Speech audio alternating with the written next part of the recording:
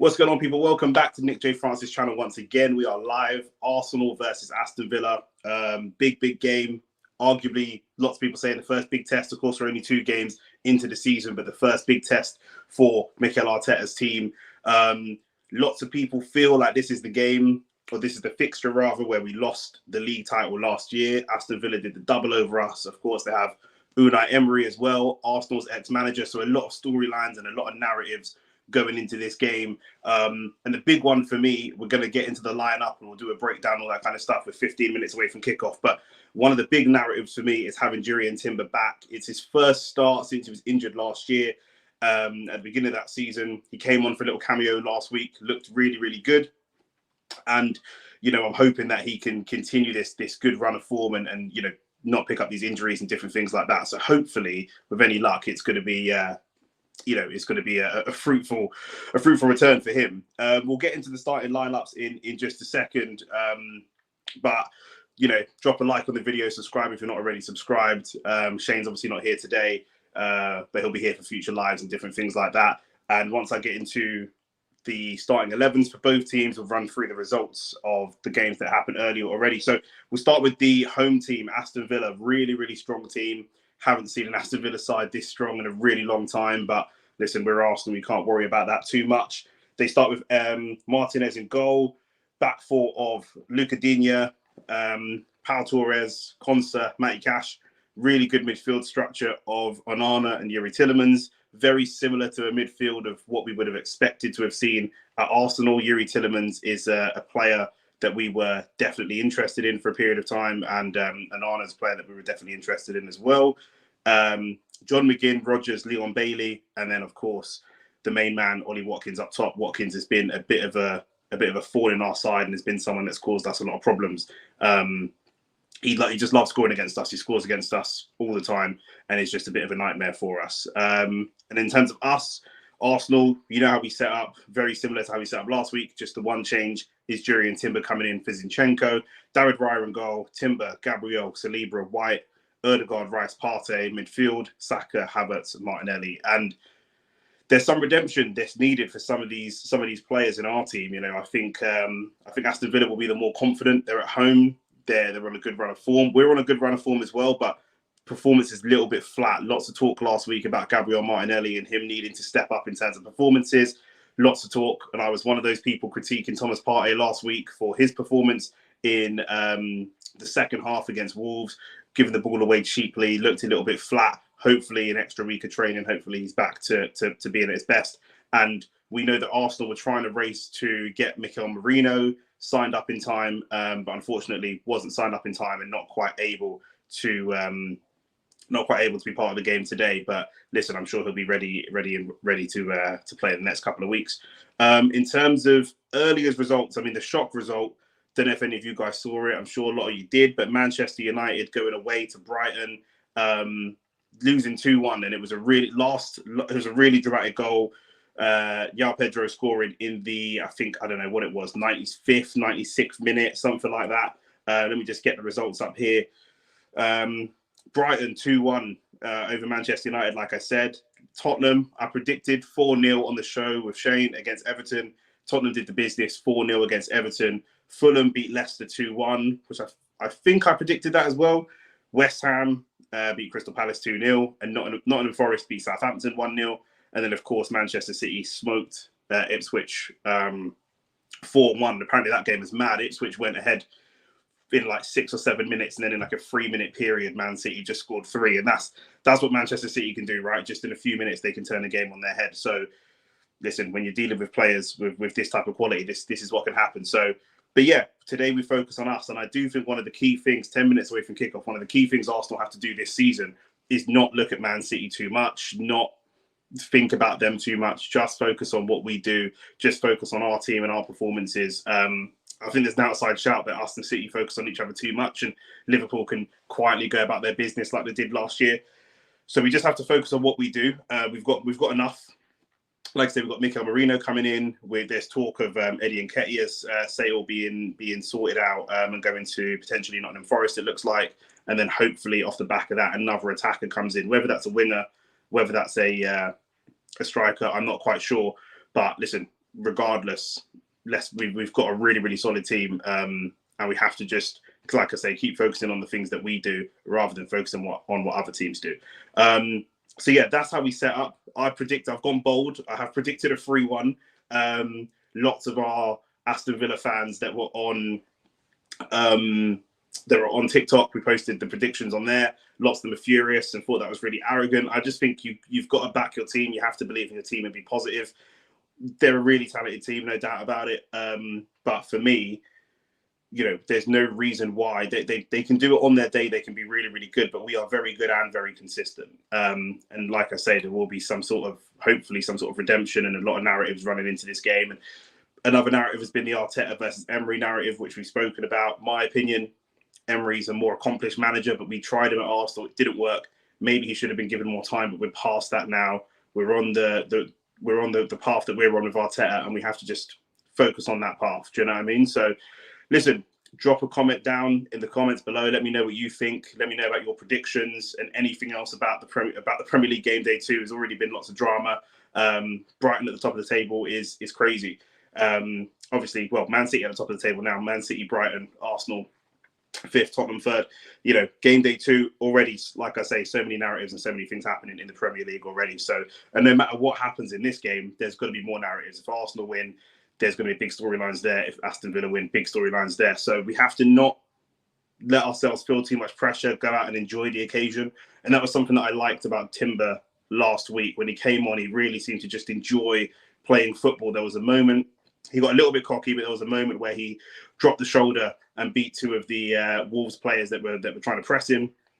Looked really good, looked really impressive, and then tried to do something similar again and lost the ball. So people like having Saliba next to him, having maybe Partey and Rice next to him, who can just manage when to kind of showboat and do Hollywood stuff, and then when to just be a little bit more conservative and play sensible, because we are going to have to play really, really sensible. I think Aston Villa is set up for counter-attacking, so we will have a lot of the ball, but it's not because Aston Villa can't hold the ball. They definitely can hold the ball. It's just not really how they play. They're set up for counter-attacking football, and that's what they're going to be doing. But like I said, I think Havertz, where can we win the game? I think set pieces is a big place that we can win the game. A lot of people don't like that. We're Arsenal. We should be going for things and not just scoring from set pieces. But the reality is we are a very good set piece team. We've still got Kai Havertz starting up top in the 9. His goal return and his goals and assists so far in 2024 have been really impressive. I'm hoping that he can continue that. You look at Saka, the way that he played against Wolves, brilliant performance against Wolves.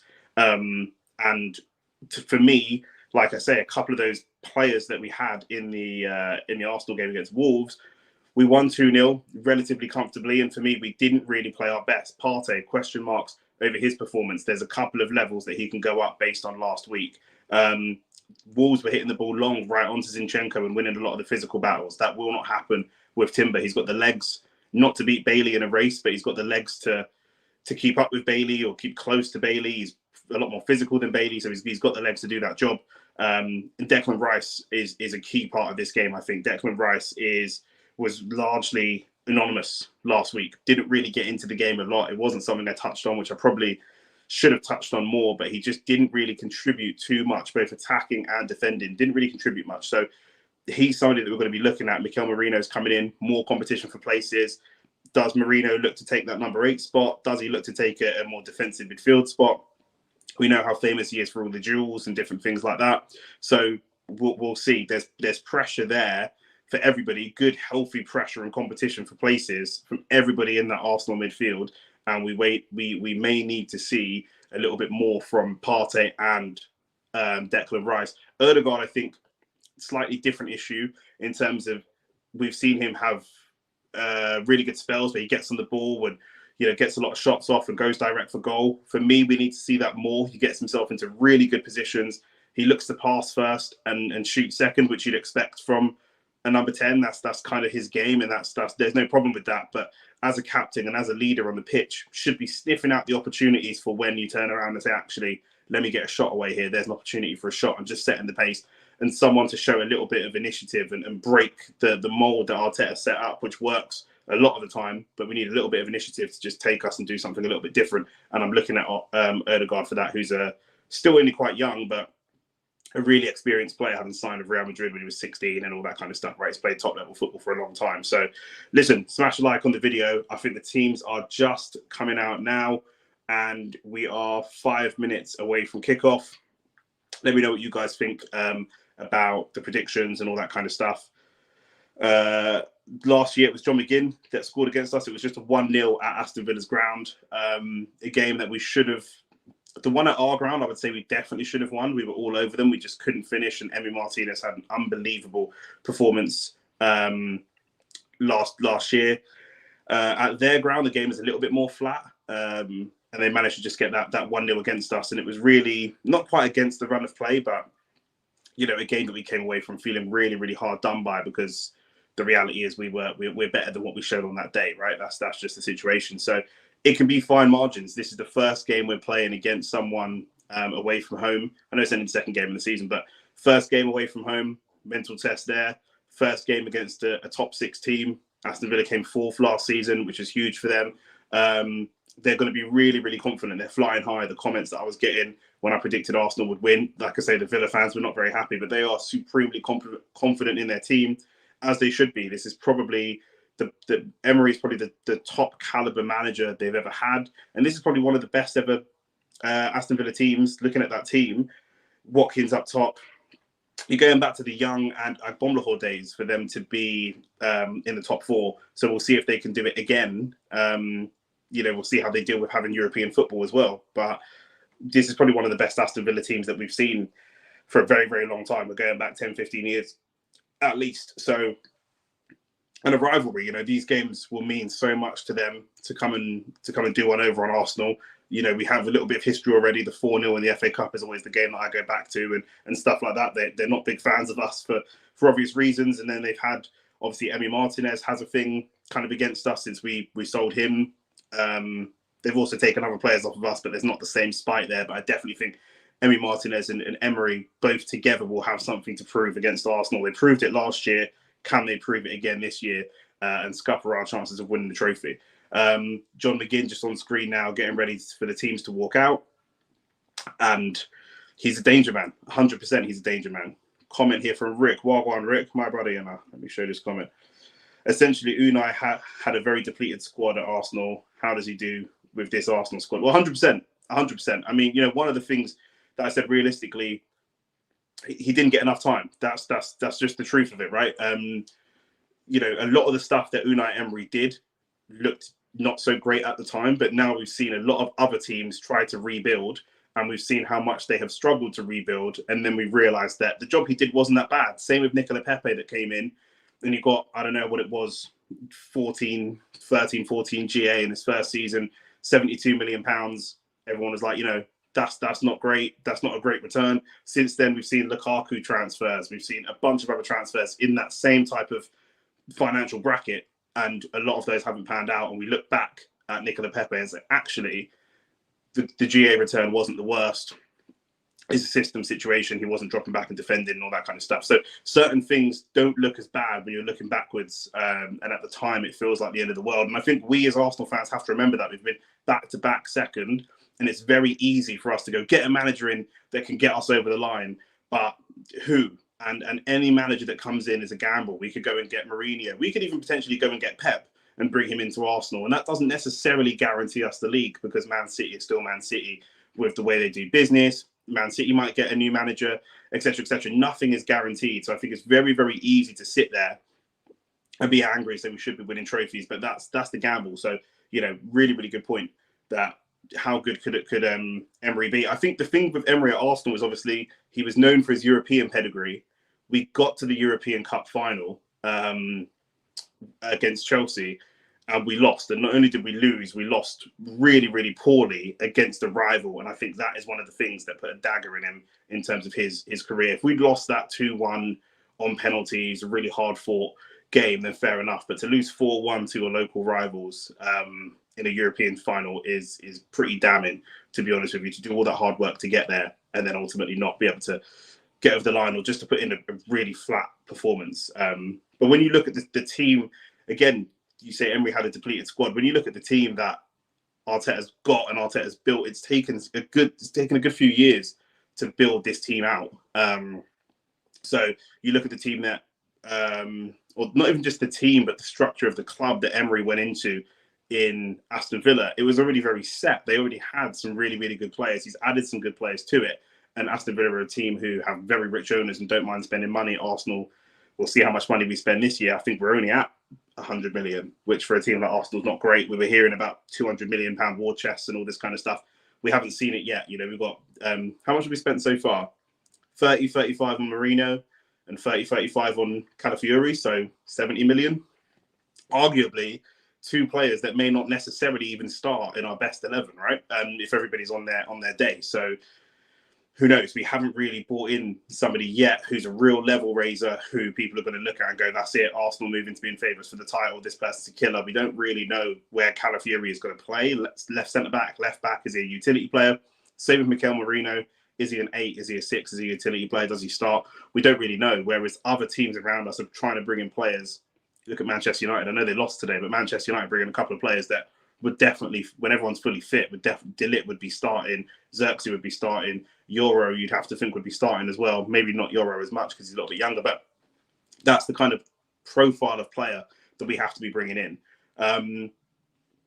In terms of, I'm nervous for this game. I'm not going to lie. You know, it's Aston Villa are obviously, you know, a really, really strong team, very direct, and like I say, they have a bit of spite against us. So let's see what happens.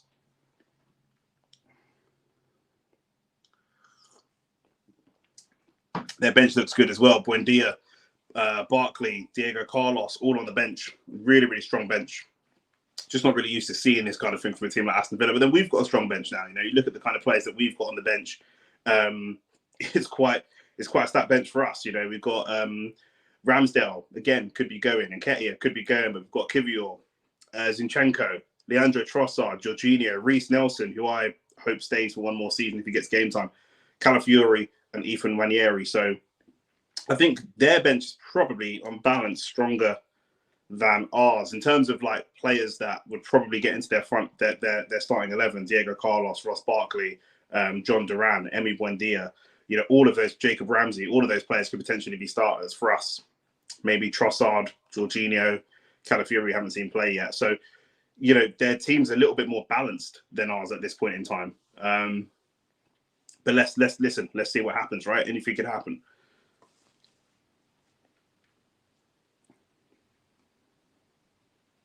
Ross Barkley, even a player that I would have looked at for back. He had such a good season last year.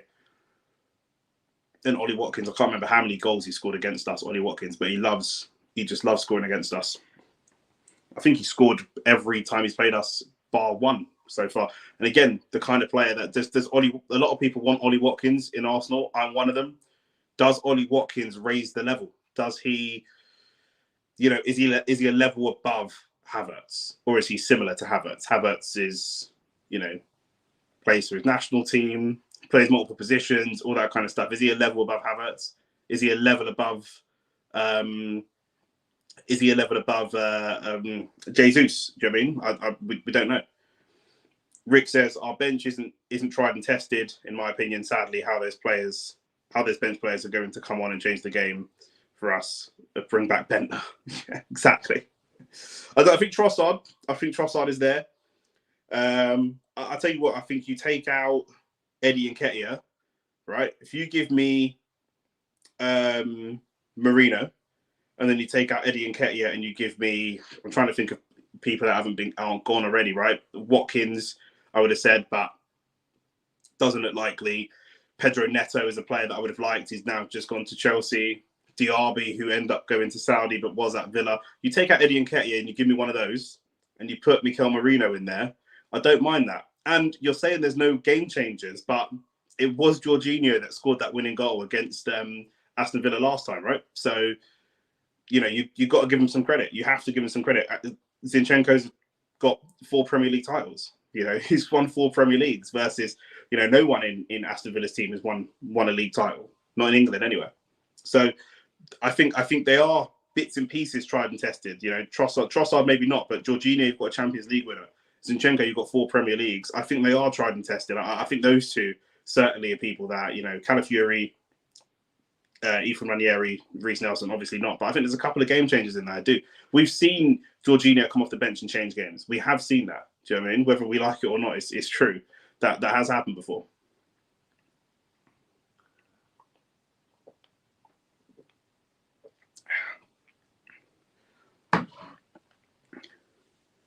If Zinchenko starts, do you consider Jurriën Timber a game changer?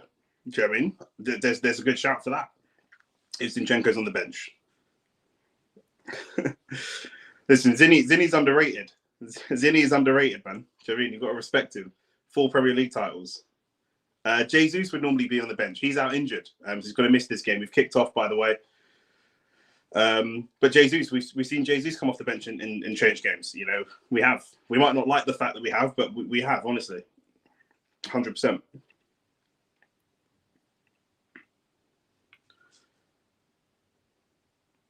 Aston Villa just got the ball at the back. Let's see what they're going to do, because there's lots of talk of them trying to play counter-attacking football. Let's see if they are going to try and hold the ball. And I think there's a problem with the.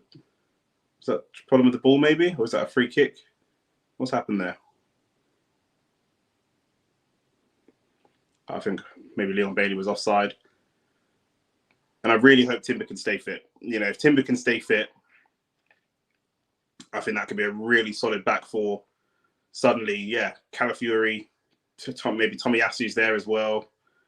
Zinchenko as well. I think they're good subs. That's a good quality bench, and you know, for a league title, that's what you're going to need. They might not be starters, but for bench players, it's not the end of the world to have those players as bench players. And that's what it's all about, really. You know, you look at like Gundogan's going back to City. Is he a starter? Maybe not, but to come off the bench, you know, can't argue with that. You cannot argue with that. Even at his age, you can't argue with it. Saliba's got the ball. He's just looking for an angle. Yeah, their defensive structure is really good. You know, this is why I think Ødegaard is going to be key. Our centre backs are going to be key because they drive they set up a lot of our attacks. But it's Ødegaard. Once Ødegaard gets on the ball, you know, Timber just floating into the midfield there, brilliant. Pass to Saka's a little bit short, but you can immediately see what Timber's trying to do. Pick up the ball in tight spaces. Onana's down. It looks like maybe a head injury. What's happened there? Yeah, it's just a shoulder from Jurriën Timber into the face of Onana. I think he should be okay. He should be okay. But it's so hard. I think it's something we see in football all the time. I think we underestimate players picking up the ball in the middle. You know, Jurriën Timber dips into the middle of the park where Partey would normally be, receives the ball in and amongst 2 or 3 players, just does a quick 1-2 with Declan Rice. The pass back from Rice is kind of chest height. He needs it back on the floor and then gets it out wide to Saka. And we need someone that is confident enough to do it. It's not always going to work. We'll say that now. It isn't always going to work. So when it doesn't work, don't start saying he's trash or he's not good. It's not going to work every time. But someone that even has the confidence to do that, receive the ball in the half turn and set things up, is going to be really, really crucial. When it does work, we'll be in behind very quickly, especially against a team that's very defensively sound and the structure's really sound, like an Aston Villa. Is tough. And Arna does look in some discomfort. He's down. We started a little bit late, and he's still. This is going to be even more time added on. They're just assessing his neck. It looked like such a small collision, but assessing his neck. Yo, that's a bit mad still. And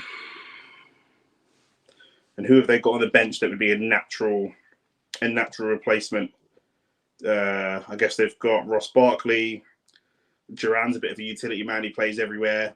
They've got Emi Buendia, Jacob Ramsey. He's become something of a forgotten man. He was supposed to be, you know, knocking on the door of England and has kind of dropped off a little bit.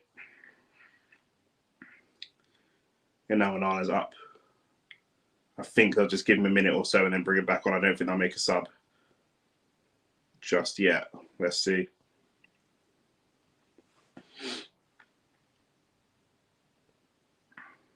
Is that going to be our ball? Yeah, it is. As much as it's going to be kind of cagey, Shane said the game's going to be cagey, and I appreciate that, but I think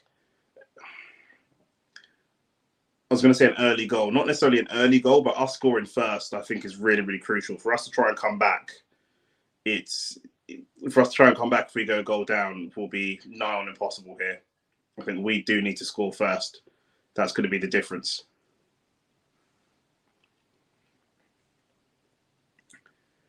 Rick says, for me, we need to define 8 and 6 clearly, especially with Marino coming in. Deck can push on, and Erdegaard is technically the best player in my opinion. We've got options, but how do we get the best out of them? 100%. 100%. I just think, I said that I think Havertz will have a better year this year, and I think just having the peace of mind to know I'm going to be the starting number 9. He might drop into midfield at times to see out games, but the majority of the time he's going to be starting as a number 9. I think that's really crucial. I think that's really important. Same as David Raya, not having the Ramsdale thing hanging over his head and just knowing actually I'm going to be the starting number 1. We didn't have that last year.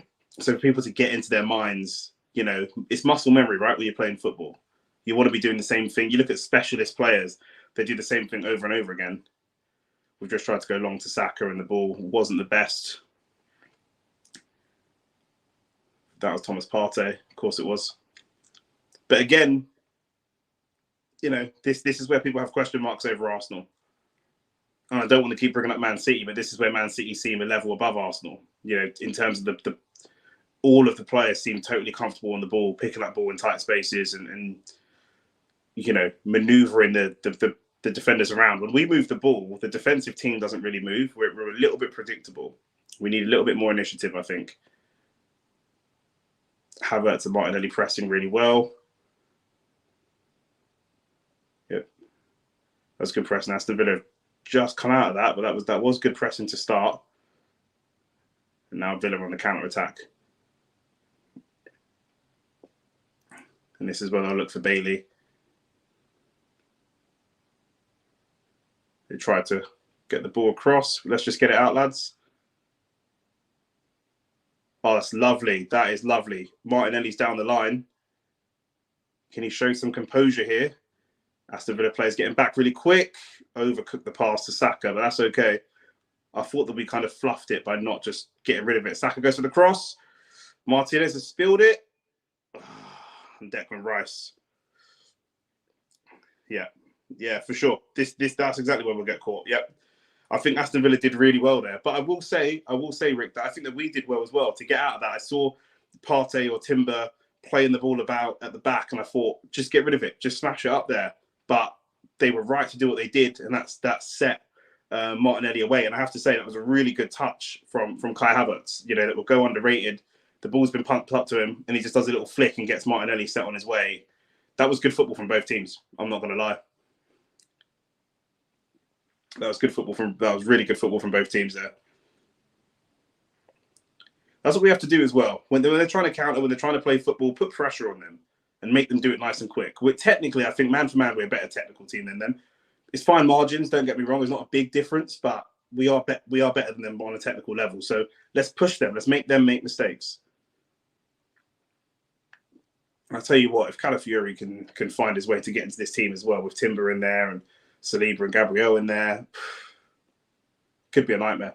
It could be a nightmare, honestly, if we end up with, I don't know, Timber and Calafiori wing backs with that as a back three or something like that. You know, there's so many different things that we can try. Not right now because we're not at the place to be experimenting, but there's so many different options of what we can do. Good pressing again from Saka.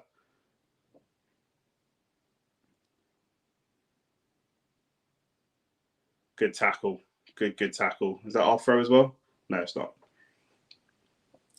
So Ben White's going to be crucial.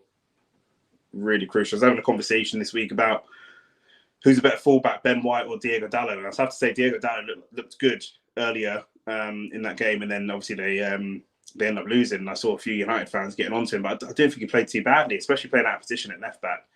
I think he's solid, but I do think Ben White is very, very consistent. But can just lack. Ben White, I think, is better than Dallo. Don't get me wrong, but I just think sometimes you can just get a little bit complacent, at times, Ben. And the only argument I would see is that obviously Dallo plays pretty solid as a left back, and I'm not saying Ben White can't, but I would never really put Ben White left back. Then again, I guess the argument is that you could play Ben White centre back, right? So they're both versatile in their own ways, but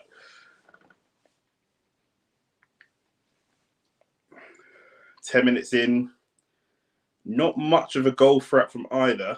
I mean, obviously we've had a shot on target, but it was a pretty tame shot with Declan Rice. Just kind of hit it nice and quick because he was under some pressure.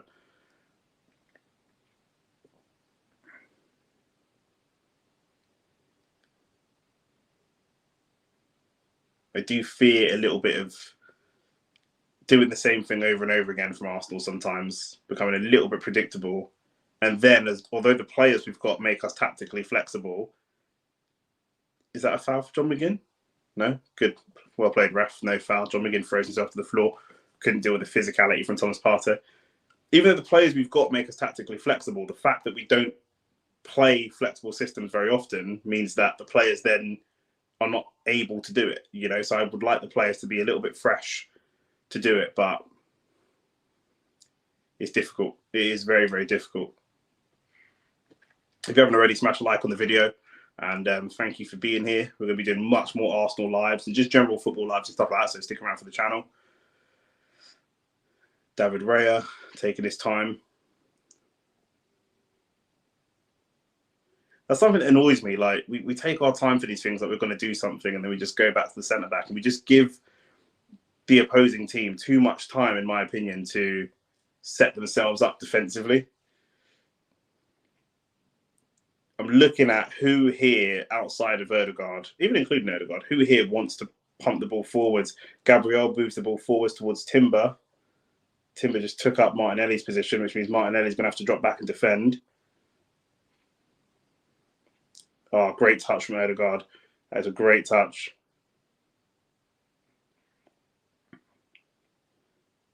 That's good football. Really good football. Timber already, again, 10 minutes in, he looks so impressive. He does. He's doing two people's jobs at the moment. He's playing full back. He's getting up the wing and overlapping. Looks good. Martinelli up against Matty Cash. Again, overhit cross. He's hit a couple of those overhit crosses now. If Havertz is in there, we just want to float it. We don't necessarily need to. Looks like another person's down injured. That's Matty Cash down injured this time. Havertz was waving for the ball. He was looking to capitalise on the fact that Matty Cash was down injured and just trying to get the ball in a position he wouldn't normally get to be in without being offside. He was just waving his hands around frantically for the ball. I thought he was flagging for the offside, but actually I don't think he was. He just wanted to get in and score. Yeah, Matty Cash just rolling his ankle there. You can just see on the replay.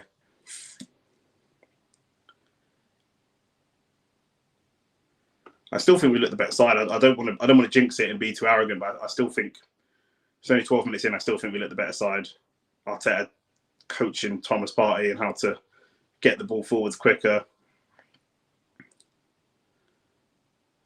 One thing about this team as well, we play at like a pretty flat tempo, Arsenal.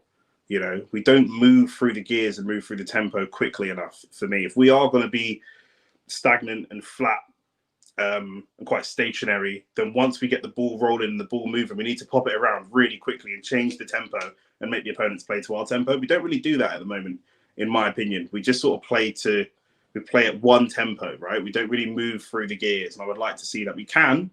We've seen it on occasion, but I would like to see that more in little phases of play, more consistently. But still, we're only one game into the season. Let's see.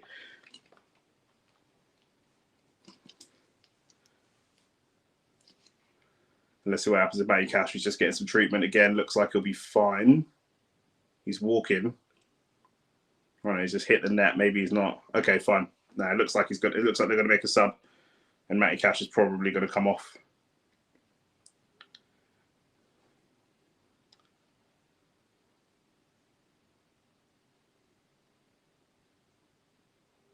For an 18-year-old from Serbia, Costa Nedeljkovic.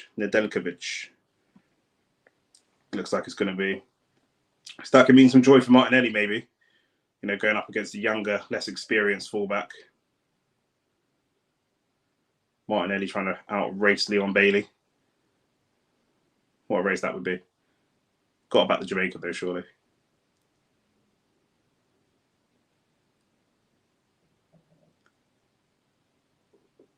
Good strong defending from Gabriel. God, there was the opportunity for Rice to play the pass into Martinelli. He didn't do it. He held his hands up. He knows that was an opportunity. Thomas Partey, good ball recovery. We're doing okay in spells. We're just not converting these attacks into shots right now. Yeah, Martinelli should have the Saka cutting in on his left foot. Martinez, great save. And it was Martinez last year who at Arsenal's ground, who made like 20 saves or something ridiculous. We put a lot into attacking them last year at our ground, and Martinez just had it's a really good save. Really, really good save. We've seen him do it for Arsenal, to be fair. He's still a good keeper. I still don't mind him. A lot of Arsenal fans hate him. I still don't mind him. I appreciate he's a bit of a shithouse, but I still don't mind him. But yeah, Martinelli should have this young kid on toast, you'd hope. But I don't know about Leon Bailey. Leon Bailey is rapid, to be fair. There's no shame in losing a race to Leon Bailey because he's a serious player and he's rapid. Right, Costa's on, and he's on for a corner kick, which is a bit of a nightmare for defender to come on straight for a corner kick defending. Declan Rice, back post. Oh, is that off the crossbar? It is off the crossbar. And I think there might have been a foul in there. He did look a little bit scrappy in there. Let's see what happened here. That's not a foul. That's extremely, yeah. There's a lot of grabbing and shoving from some players. Martinez feels a tiny bit of contact for himself on the floor. There's definitely not a foul in there, but here's what it is. I think corners are a good chance for us to score in this game. I'm not going to lie.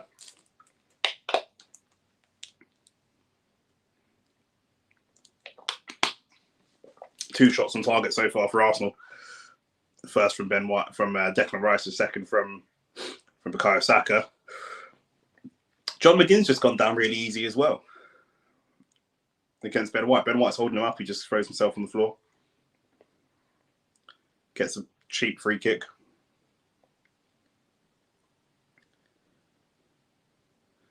Good closing from Ødegaard. And it's Arsenal's throw. Ødegaard are going to try and take it quickly. Nope, thought about taking it quickly in typical Arsenal fashion. Thought about taking it quickly and then didn't. Martinelli's already, to be fair, Rick, looking better than he did for the entirety of last week, in fairness to him. Another throw for Arsenal against Luka Dean. Just creeping their way towards the byline. It's a good throw in. Martinelli. Well, not Martinelli. Ødegaard. It's a tough one to control. And they tried to go long to Bailey straight away. Or is that Watkins? Watkins straight away. Good tactical game so far. Really good technical game. Not really flashy. Not many kind of highlight reel moments, but you can see what both teams are trying to do. And the managers are like this. Both these managers are like this. We know what you're going to try and do. You know what we're going to try and do. Who can do it better? Simple. Almost who makes the first mistake. Yeah, it almost becomes a bit emotional. You can play into the emotions of the game, I think, in games like this. It's Martinez come out and try and do something a bit crazy, a bit wild.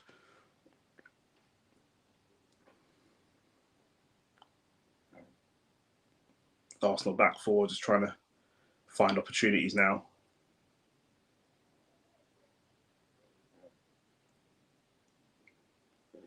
Nice. Good pass from Gabriel to break the line. Martinelli was away again. And Declan Rice didn't use him. Yeah, Declan Rice's forward passing needs to be better. He's a good ball carrier. He is a good passer as well. Needs to just trust himself more. Ben White passes it away. Ødegaard tracking back against Onana. It's good defense from Ødegaard, to be fair. He's not a natural defender. Drops all the way back. Gets himself involved. I think Leon Bailey's gone down over twisted. He's twisted something as well. As he was trying to twist away from Ødegaard, he's gone down and rolled his ankle. He looks like he's in some pain. I don't know if there's any contact. It just looked like while he was twisting. Unai Emery's furious. That's unfortunate. That's the third one. Third sort of innocuous little injury.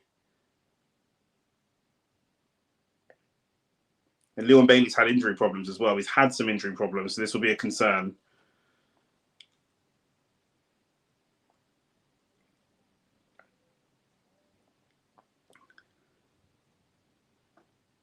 Yeah, this is a bit of a nightmare for Aston Villa, to be fair. Not that they can't win the game. I don't want to emphasise them too much because they could still turn around and beat us. But let's see this again. Onana releases it to Bailey. Yeah, it's just there. As he turns, he just does a little cut back. Ødegaard's pressing him. I don't want to give Ødegaard credit for injuring a player, but credit to Ødegaard again. It's just that pressure. Pressuring him. He drops all the way. The pass comes in from Ben White towards Ødegaard. It's not really accurate. Onana picks it up. You're thinking Onana is going to drive past Ødegaard because Ødegaard's not a great defender, right? And last season, on the season before that, he would make silly, stupid, unnecessary fouls, like the penalty he gave away against Manchester United, I think it was.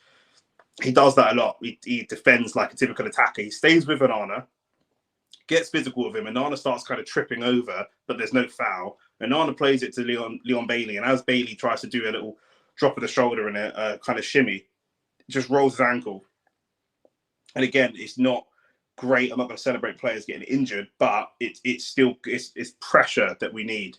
You know, big pressure that we need for you know, that Ødegaard's putting on the attacking team on Aston Villa. Few options of who could step in for Bailey. So let's see. We're back playing now. I think he's just getting some treatment off the pitch. 20 minutes in, that could be 2 or 3 injuries, possibly 2 substitutions for Villa already.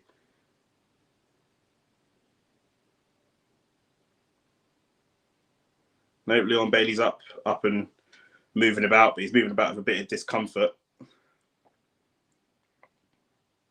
Even if that takes a yard of pace off of him, that's fine.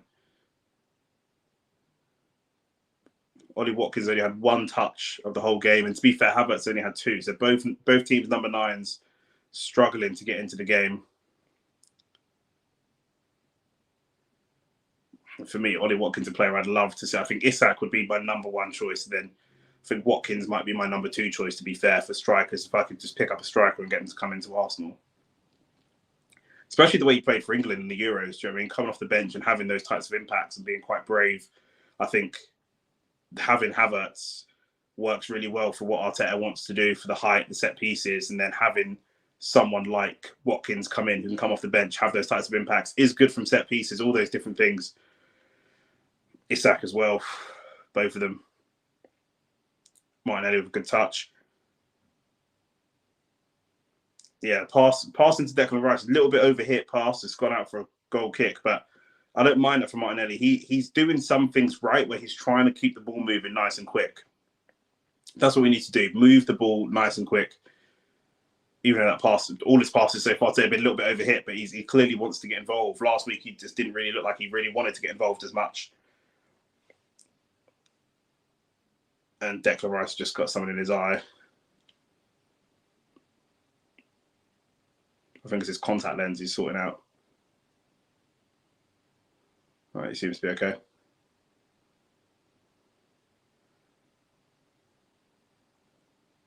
Again, good pressing from Arsenal.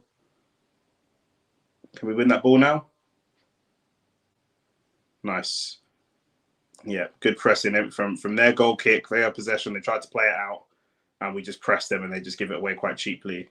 It's very similar to how we used to play when we had Emery. I don't know if the players aren't set up for it or what it is, but we've been in similar positions.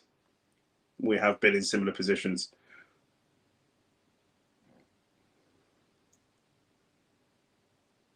Oh, Gabriel's been caught. Gabriel's been caught in possession. Oh, wow. Wow. Ollie Watkins just put it wide. Gabriel, I don't know if that was a foul or not. Gabriel caught in possession, took too long to move the ball. Leon Bailey looks like he jumps on his shoulders. and then the midfielder just comes in and picks up the early ball, nice and easy, pass it to Watkins. Watkins got the whole goal to aim at, and it goes wide. That is a massive let off. That is a massive let off. That's an open goal. Ollie Watkins just missed an open goal. Yeah, that's insane. Gabriel does that a lot. He plays for the foul. He plays for the physical side of the game. He's just got to get the ball back to Raya. I've said this all game so far. We just moved the ball a little bit too slow, and now you can see Villa are trying to come and attack. And Jurriën Timber does a little bit too much. Again, as I mentioned, he did the same against Wolves. I said it's going to come down to who makes the first mistake, and that is the first big mistake. But there's a mistake here as well, as Havertz picks up the ball. And now Ben White will try and counter. It's going to be about who makes the mistakes and who can punish. And Aston Villa get the ball away.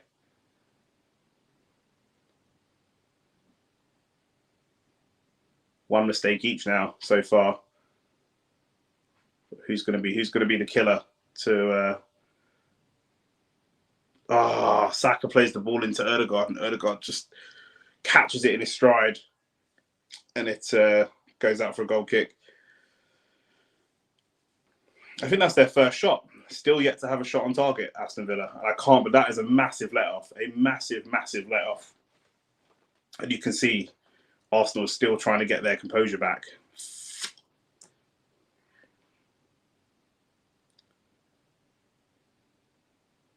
It was good play from Rodgers. It was really good play from Rodgers. Just spotted the opportunity, ran in. Speculative ball away from Aston Villa, but Martinelli picks it up. Timber goes back to Raya.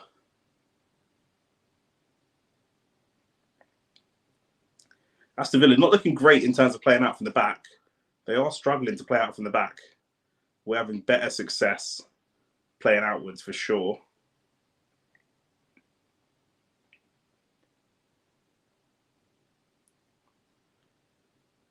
Yeah, we need to just get some composure back in the side, take it easy, because that was, that's one of those moments. You get to the end of the season, and if it ends like it did last year, 1 point in it, you look at moments like that from Gabriel and say, those are the moments that you lose league titles. It sounds so silly to say in the second game of the season, but in May we could be sitting here having that conversation. That is how you lose league titles. That's craziness. It's getting a little bit scrappy from both sides now. Both sides wanting that goal. Good pass from Ben White. Really good pass. Ødegaard looks up, not too much in the way of support. That's so frustrating. He's gone back to Gabriel. Ben White picks out a really good pass, and it just comes straight back to Gabriel because the rest of the midfield isn't up with him. I do think that Ødegaard and Declan Rice are just a little bit too far apart. They're the 8 and the 10. I think they've got to be closer together for me. Partey, edge of the box. Does he want a shot? Nope. Saka. Saka just slips over the ball. It's now mistake after mistake from both teams. It's just getting a little bit sloppy. It's well cut out from Thomas Partey.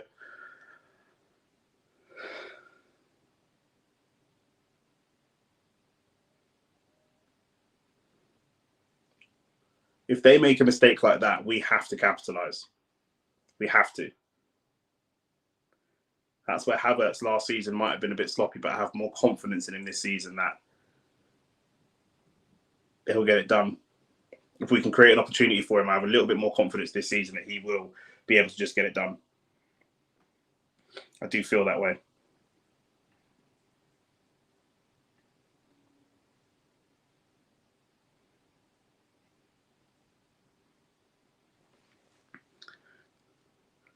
Part of what happens when you've got a striker that's cold, right? He's had that was his second touch for the whole game.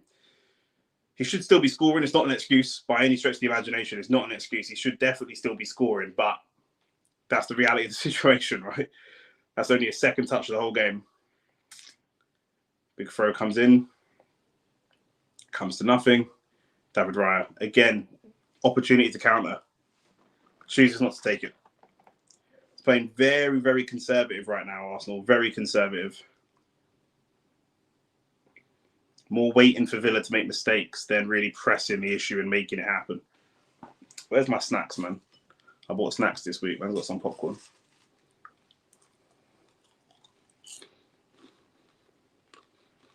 Doesn't look much like a 3-1 at the moment, the way I predicted it.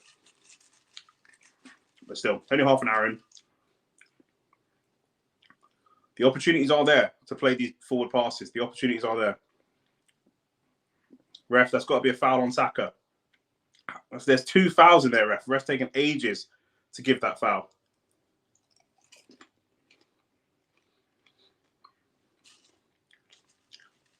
They play the ball out to Saka. He's got very little support. And Luca Digne just goes straight through the back of him.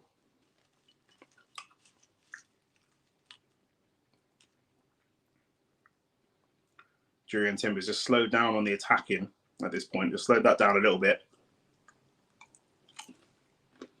Good ball through. That's a great touch from Declan Rice. Martinelli now. Release the ball. Havertz. It's a good cross from Rice. Didn't quite make it to Saka.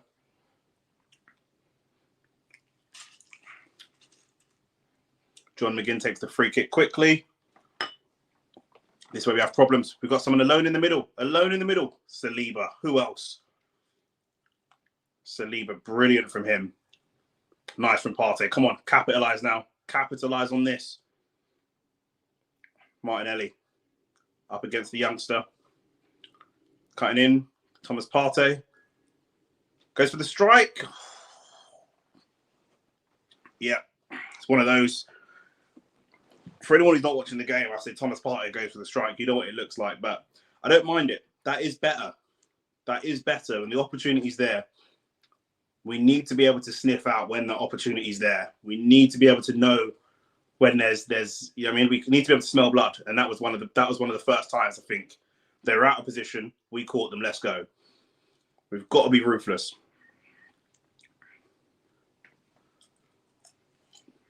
Drop a like on the video, subscribe to the channel. We have got to be ruthless here because we won't get many of those opportunities. We won't. There we go again. Another physical battle. Ben White with Saliba. Oh, whoa. John McGinn, ref. That could be a yellow card. Saliba's in a one-on-one battle. And he's in a one-on-one battle with who is that? With Watkins. And then John McGinn comes steaming in and goes straight through his knee. I think he does get enough of the ball for that not to be a yellow card, but those challenges can be dangerous.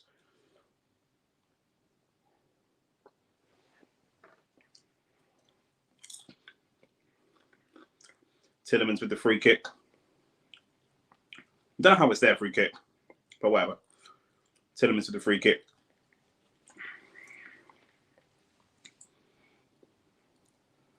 Good head. Arsenal first.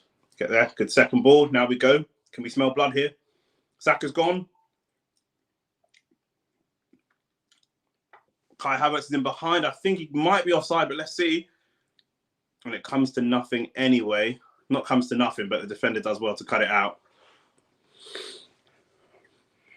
We are starting to move through the gears now. We are. Villa are also going more direct, but we're starting to, as Villa go more direct, we're now getting the opportunities. Great ball over the top for Watkins. He's by the byline. No one's really with him. Saliba holding him up. Do not react, Saliba. Do not react. Saliba's just dispossessed. It's all kicking off a little bit of a bit of handbag. Saliba's pissed off. He's dispossessed Ollie Watkins. John McGinn's come steaming in with another challenge, smashes the ball straight at him. He gets up and goes to react and then immediately kind of pulls himself away and knows he doesn't want to pick up a yellow card.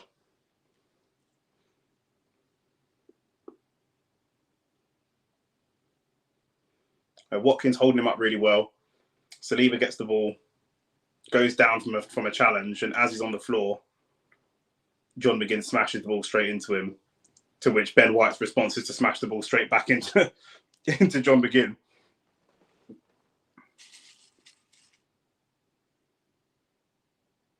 Let's see what the ref does here. And I wonder if Havertz would have been offside. Just seeing that challenge again. He may have been more. Oh, it would have been close. It would have been close, but I don't mind that. As soon as their line goes up high, we've got runners in behind.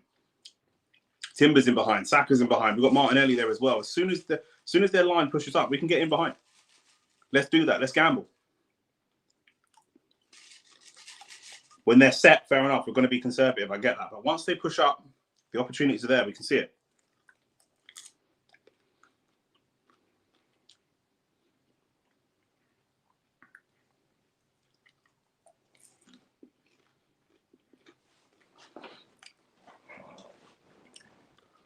I don't mind a bit of fighting fire with fire as well. You know, in years gone by, we would have been bullied by players like John McGinn, but not anymore. Good play from Declan Rice again. Brings the ball down against Onana. Gets it wide for Timber. Great pass. Great little touch from Timber, by the way. Good pass from Gabriel and a lovely touch from Timber, but they get the ball away. Saliba doing a little bit much. He's got it safely back to David Raya. This is tense.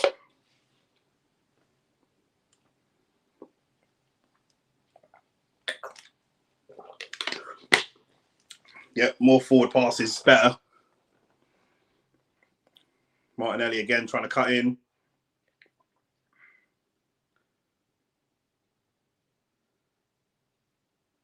Uses Declan Rice. There's a cross. Ødegaard, great feet. Can we get a shot away? Can we get a shot away here? No, it looks like Saka's offside. For God's sake, we've got to convert some of these into shots. I don't care if it goes for a dodgy penalty. I don't care if it goes for an offside. We've got to convert some of these attacks into shots. We're doing a lot of good attacks, a lot of good stuff. That young defender did well to stand up. Martinelli did really well. Martinelli, I think, has got to gamble. He's got to try to put the ball through his legs, get across the way. Worst comes to worst, we get a corner. We've got to gamble. Just in little moments like that. We can gamble in the final third. We don't want to gamble in our third. At the moment, we're gambling in our own third. We can gamble in theirs. Gamble in their box.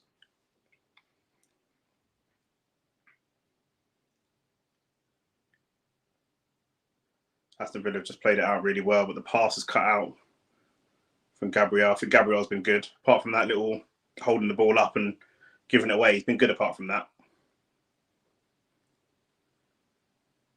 And that's the thing, he'll do stuff like that, and that's why people won't rate him, because he'll make those, he'll just get a little bit overzealous, but across the 37 minutes so far, he's been good. Partey tries a kind of speculative ball through to Ødegaard. Okay, can we win this ball now?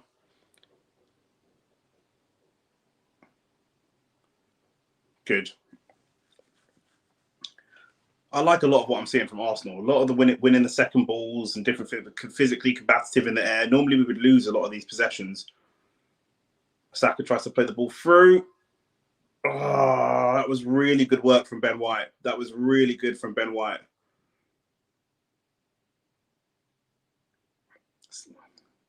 Ben White got to the byline, cut the ball across the box, and nobody was there. You know what the talking point's going to be. That's why you need a striker. To be fair, Timber was there on the edge of the box. He just caught a bit flat-footed. But it's cool. Arsenal starting to put attack after attack after attack together now. Partey on the edge of the box. Oh, dodgy touch from Rice. Martinelli in behind. Havertz. Oh.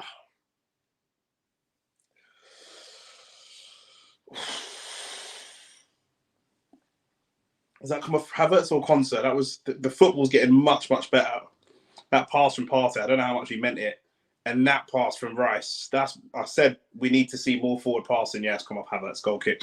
I said we need to see more forward passing, and that's exactly what we need to see from Rice. If he's going to be an 8, at the moment, since he's played in the 8, he's played more like a 6. The ball hasn't been coming forwards. Do you know what I mean? If Thomas Partey is going to be split in defences, I'd rather Partey be further up the pitch then, and Rice do the recovery stuff. If that's what we're going to do. But let me not complain because it started to look good.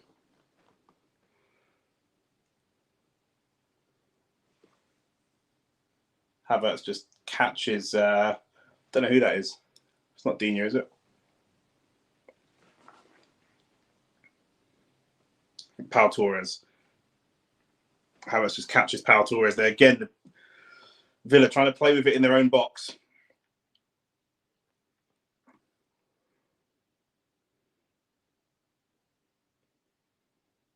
Do they have a back four that's set up for playing with it in their own box? Are they set up for that with the personnel they've got? I don't know. Just because when we had Emery, we did the same thing and it didn't really work for us, but we just didn't have those players, right? We had Mustafi and Socrates, and over time, we've rebuilt the back four, the back five. Now we can do it a little bit more, but even then,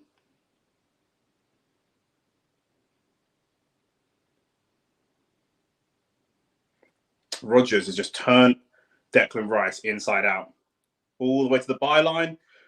That is David Raya made the save. David Raya gathered, but that was brilliant from Rodgers. Absolutely brilliant from Rodgers. He's just turning Declan Rice inside out, then gets just goes straight to the byline and cuts across at the last minute. Looks at Saliba and says, I'm not going to spin Saliba. Let me just get to the byline and do it nice and simple. That's what we need from, Saka and Martinelli. Saka is very good at cutting in. If we can't cut in, if there's too many, but let's just get to the byline. How about that? Let's just get some yardage and get to the byline. I think that's really sensible play from Rodgers. I think he's been good. Rodgers has been really good. I don't know if he's done enough to be their best player so far because he's not in the game consistently, sort of in and out of the game at different times, but I think that his performance has been good. And I'd expect more from Declan Rice there, to be honest, as he switches the ball up to Saka. He's meant to be one of the better defensive midfielders, not just in the league, but in the world. So I would expect him to be a little bit better than that. But again, we went all the way wide to Saka, and now we're all the way back to the beginning again with Gabriel. And it's fine. We're sustaining attack after attack, but we've got to try and make a little bit more of some of these attacks. But listen, it's Aston Villa away. It's a tough game. It is a tough game, to be fair.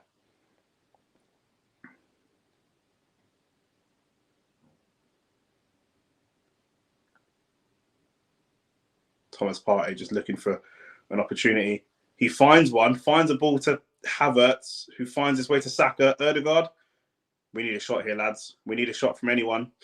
Ben White with the cross. Villa tried to get it out. Partey again. Oh, and now Villa come away with it. Here we go. They'll look for a counter-attack. It's good feet from Tielemans. Rodgers has got it. Bailey. And Arsenal get it away. That was again, every time one team attacks, the other team attacks with them. It's very, very difficult. Very difficult. Both teams can smell blood on each other. Very tough. But we need shots. That's the key. We both teams need more shots. And Arsenal, we've got shooters. We do. If we're going to recycle the ball and be a victim of a counter-attack, I'd rather recycle the ball off the back of a shot so there's a chance that we can score and then we have to recycle the ball, not just off the back of a sideways pass that does nothing for us. For me, that's my point of view anyway. Rodgers again goes for the shot. It's blocked by the Aston Villa player. And a comfortable save for David Raya.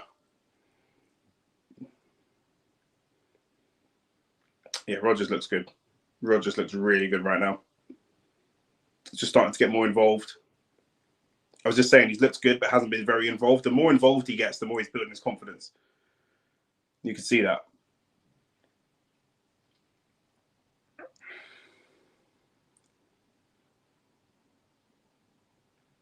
Martinelli. Back to Gabriel again. The last couple of minutes now. We're coming up to 45. A goal now would be crucial. Great switch of play from Ben White, by the way. Back out to Martinelli again. And Martinelli's up against the youngster. He's got to run him. Gets to the byline and he gets too wide.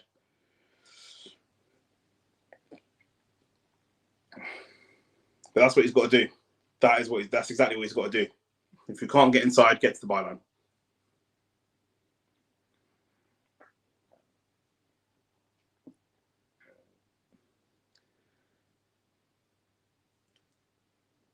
He's a difficult player to defend, Martinelli. He's a difficult player to defend. I know he's not as technical as your Sakas and your, I don't know, Fodens and these types of players. He hasn't got that level of technique, but he can move through the gears really quick.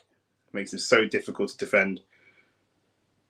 Martinez just sends a goal kick, and that was the first time I see Arsenal not battle for the ball, but they have picked up the second ball.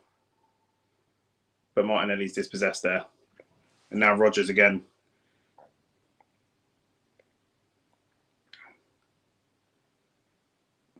Very scrappy in the middle of the park. 6 minutes of added time. Remember, at the beginning, we had 2 or 3 injuries and different things like the substitution for Matty Cash. So we knew it would be a long time. 6 minutes of added time now.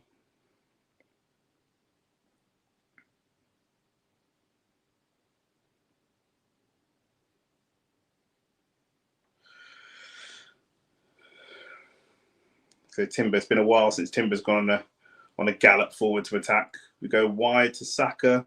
These long looping balls to our wingers are very, very difficult for them to, you're giving the defender so much time to get involved and cut it out and different things like that. I think it's so difficult.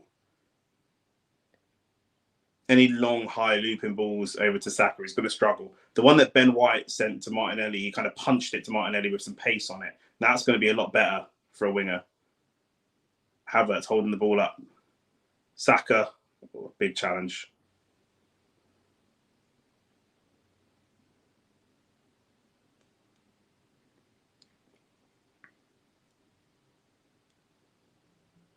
Don't know if Saka was hurt in that challenge. No, he's not. He's back up and running. Okay, good. Now, like I say, Timber looking to step into attack once more. Receives the ball well. Now we're out to Saka again. We need shots. We've had a lot of attacks and probably had the same amount of shots as Aston Villa, but a lot more attacks. We find Gabriel on the edge of the box. Dink ball over to Martinelli, can put a cross in. Not the best cross. There's bits and pieces of good ideas from Arsenal, bits and pieces. But it's not consistent. Saliba heads up into the air. Yeah, it's difficult. Timber's coming back and he gets the wrong side. Gives away a free kick. It's a very soft free kick, but when you challenge someone from the wrong side, the ref's always gonna give something for it. I actually come from Saliba. Gabriel was having a good battle. Saliba comes in and rather than heading the ball out, he just headers the ball up.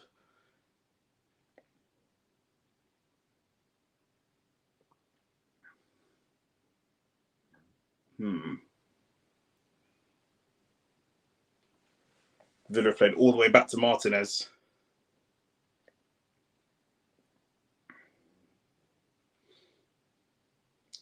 Arsenal trying to press and win the ball. Rodgers just spins past Declan Rice again and past Partey. And Declan Rice brings him down for a cynical free kick. Probably a little bit of frustration there. It's a brilliant touch on the outside of his foot from Rodgers, and then he knocks the ball past Partey and he's gone, and Rice says no thank you, comes back. He picks up a yellow card for that challenge, but you may need to do that to save the game sometimes. You may need to. Rice defense, I don't know if we've changed how he looks at the game, but from a defensive perspective, he hasn't looked great the last couple of games. He looks better going forwards, but that, it doesn't look like someone the same Declan Rice you saw at West Ham. We can talk about that more at half time. Villa try a training ground free kick, and it hasn't really worked here. Goes out for an Arsenal goal kick. Let me know what you think of the game so far. Coming up to 49 minutes in. We've got a couple of minutes left before half-time whistle goes. And, I think we just need more shots. I've got a lot of thoughts about the game that we'll discuss at half-time. There's a lot of good that we're doing, but I still think there's a level up that we can go. But you guys let me know what you think. I think it's tough. A couple of players are doing some really good stuff, and a couple are kind of going missing a little bit. Raya goes long. Declan Rice not able to receive the ball there again. That's what I mean. That physicality you'd normally expect from Rice. It's just not there. Good turn from Partey.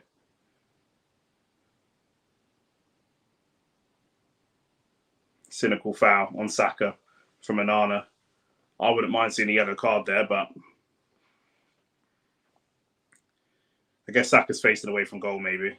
He just comes to the wrong side, clamps his leg. He's never getting that ball. No card given though. And now Arteta's going to get his customary talking to, as you'd expect.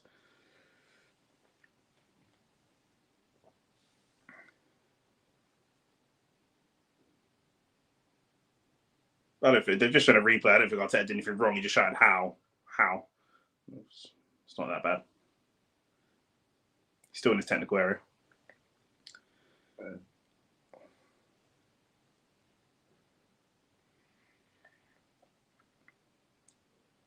think Timber's doing a lot of good stuff in terms of adding to the midfield. Even though he's a fullback, he's adding to the midfield. He's added midfield numbers really well.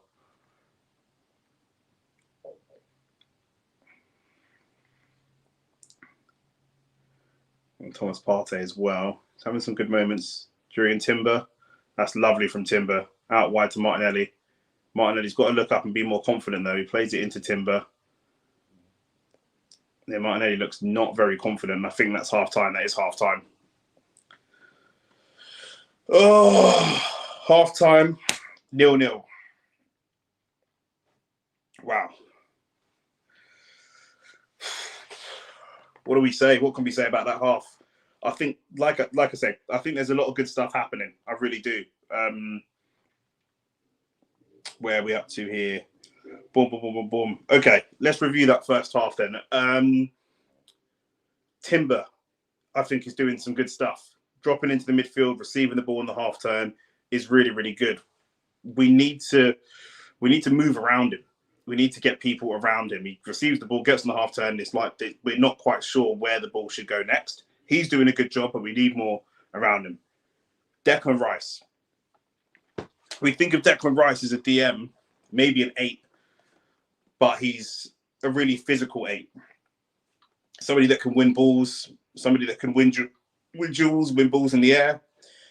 We're not seeing that from him today. Do you know what I mean? The 8 position is tough because we're going to want you to do all the ball carrying and orchestrating that a Gundogan or a Kovacic would do. But we're going to want you to win balls in the air and set plays and dictate the pace like we'd get like a Saliba to do. So you've got to do both. And it seems like he's torn between left and right. Which one does he do? And as a result, he's not really, hey, Jaden, shout out Jaden in the chat. But as he's not doing enough as an 8. He's not doing enough as a 6. He's kind of caught in two minds here. He needs to decide, and we as a team and Arteta need to decide how we're going to deploy Declan Rice properly, because your number 8s are people that typically are going to have really good passing range and be able to dictate plays and are going to be able to receive the ball in the half turn. Declan Rice does not look comfortable receiving the ball in the half turn in any way whatsoever. Thomas Partey actually looks much more comfortable receiving the ball in the half turn at the moment. With him, it's just the thought process and the confidence to take that pass out once he receives the ball, turns, looks up, and doesn't really know where to go off the back of that. And the front three, I think Saka's all the front three have been okay. Do you know what I mean? So far, they've all been okay. Saka cut in and had that shot and started that spell where we were pretty good and looked really confident. Saka's doing what you'd expect Saka to do, although they're doubling up on him. Havertz, again, is doing well. I think Havertz is doing an underrated job, but well. He's pressing. Him and Ødegaard are pressing and forcing Aston Villa into making mistakes. I think that his work rate today has been very, very good. He's won a lot of things in the air. He's won a lot of balls and won a lot of tackles and different things like that. But once he wins the tackle, then he looks up and, somebody's going to win the ball, and then we need other people around them to take the shot. If Partey wins the ball, we need Saka, Martinelli, looking at shots. If Havertz wins the ball, we need people around him to get these shots off. I'm going to take a look at the match stats in a second, and we can see all the shots and different things like that. There was a point in the game where we would have been way ahead with shots. They hadn't had a shot, bar that shot that was off target from Watkins, and then over a period of time, that just changed. And I do feel that we kind of almost let them back into the game a little bit, which is a little bit frustrating for me. But for me, I would say Declan Rice is someone who needs to be unlocked. We're not unlocking the best of Declan Rice at the moment, and that's a little bit frustrating for me. In terms of answering the questions that are coming in, thank you to everyone in the chat. Jaden, how are you? I'm good, brother. How are you? My score prediction before the game is 3-1. I still think that we have. I might go down to 2-1. I think there's goals. It's not that last year we threw everything at them at our ground and we just couldn't score. This year, we haven't been able to score, but we haven't really thrown everything at them. We've had a couple of speculative shots, and I think there are opportunities where we could shoot that we haven't shot, and that's a little bit frustrating for me. Alice says, what substitutions do you think we should make? Think you should have made in the second half? Going into the second half, there's not too much I would change at this point. Timber's been, I'm not going to say a revelation, but Timber's been brilliant. He has been. He's basically playing two different positions, and I dread to think where we would be if we started with Zinchenko. I'm looking at the bench. I could see Jorginho. I could really, not at half-time, but later into the game, 75, 80 minutes. I could see a Jorginho for Partey in terms of defence splitting passes, playing the ball forwards, possibly even gambling with a shot. Like I said at the beginning of the show, Jorginho was the one that scored that goal against Aston Villa a couple of seasons ago. Who else is there? Reece Nelson up against a young fullback. I wouldn't mind seeing Reece Nelson for 5 or 10 minutes, unless we're looking to get rid of him, and so we're saving him from injury. He's on the bench. I think we use him. Martinelli seems reluctant to drive with the ball, and for me, that's where Reece excels. I could see Reece against this young fullback who does look pretty good. He stood Martinelli up well, to be fair to him. But for me, I would say he's going to run at him. He's likely to pick up a foul. He's likely to pick up a penalty. And Reece Nelson picks up the ball and runs at everybody. So, I think Rice I could see being subbed out at some point in the second half. But the problem that we have is that we can't have Jorginho and Partey on at the same time. I don't even know if Rice drops into the 6, Partey goes off, and Jorginho goes into the 8. I'm not sure. But something in that midfield. I said this last week. The midfield isn't quite clicking. And one of the problems I have is that Rice is the 8 and Ødegaard is the 10. They're just too far away from each other. They're super far away from each other. That midfield is a department. And as a department, they're not close enough together enough to set triangles and dictate that. And I know that the pitch is congested. Aston Villa are trying to congest us, and so we're trying to expand. But just while we play the ball out, and we've got Jury and Timber dropping into that space as well, but just while we try and play the ball out, Declan Rice seems a little bit lost at times when he's receiving the ball on the half turn.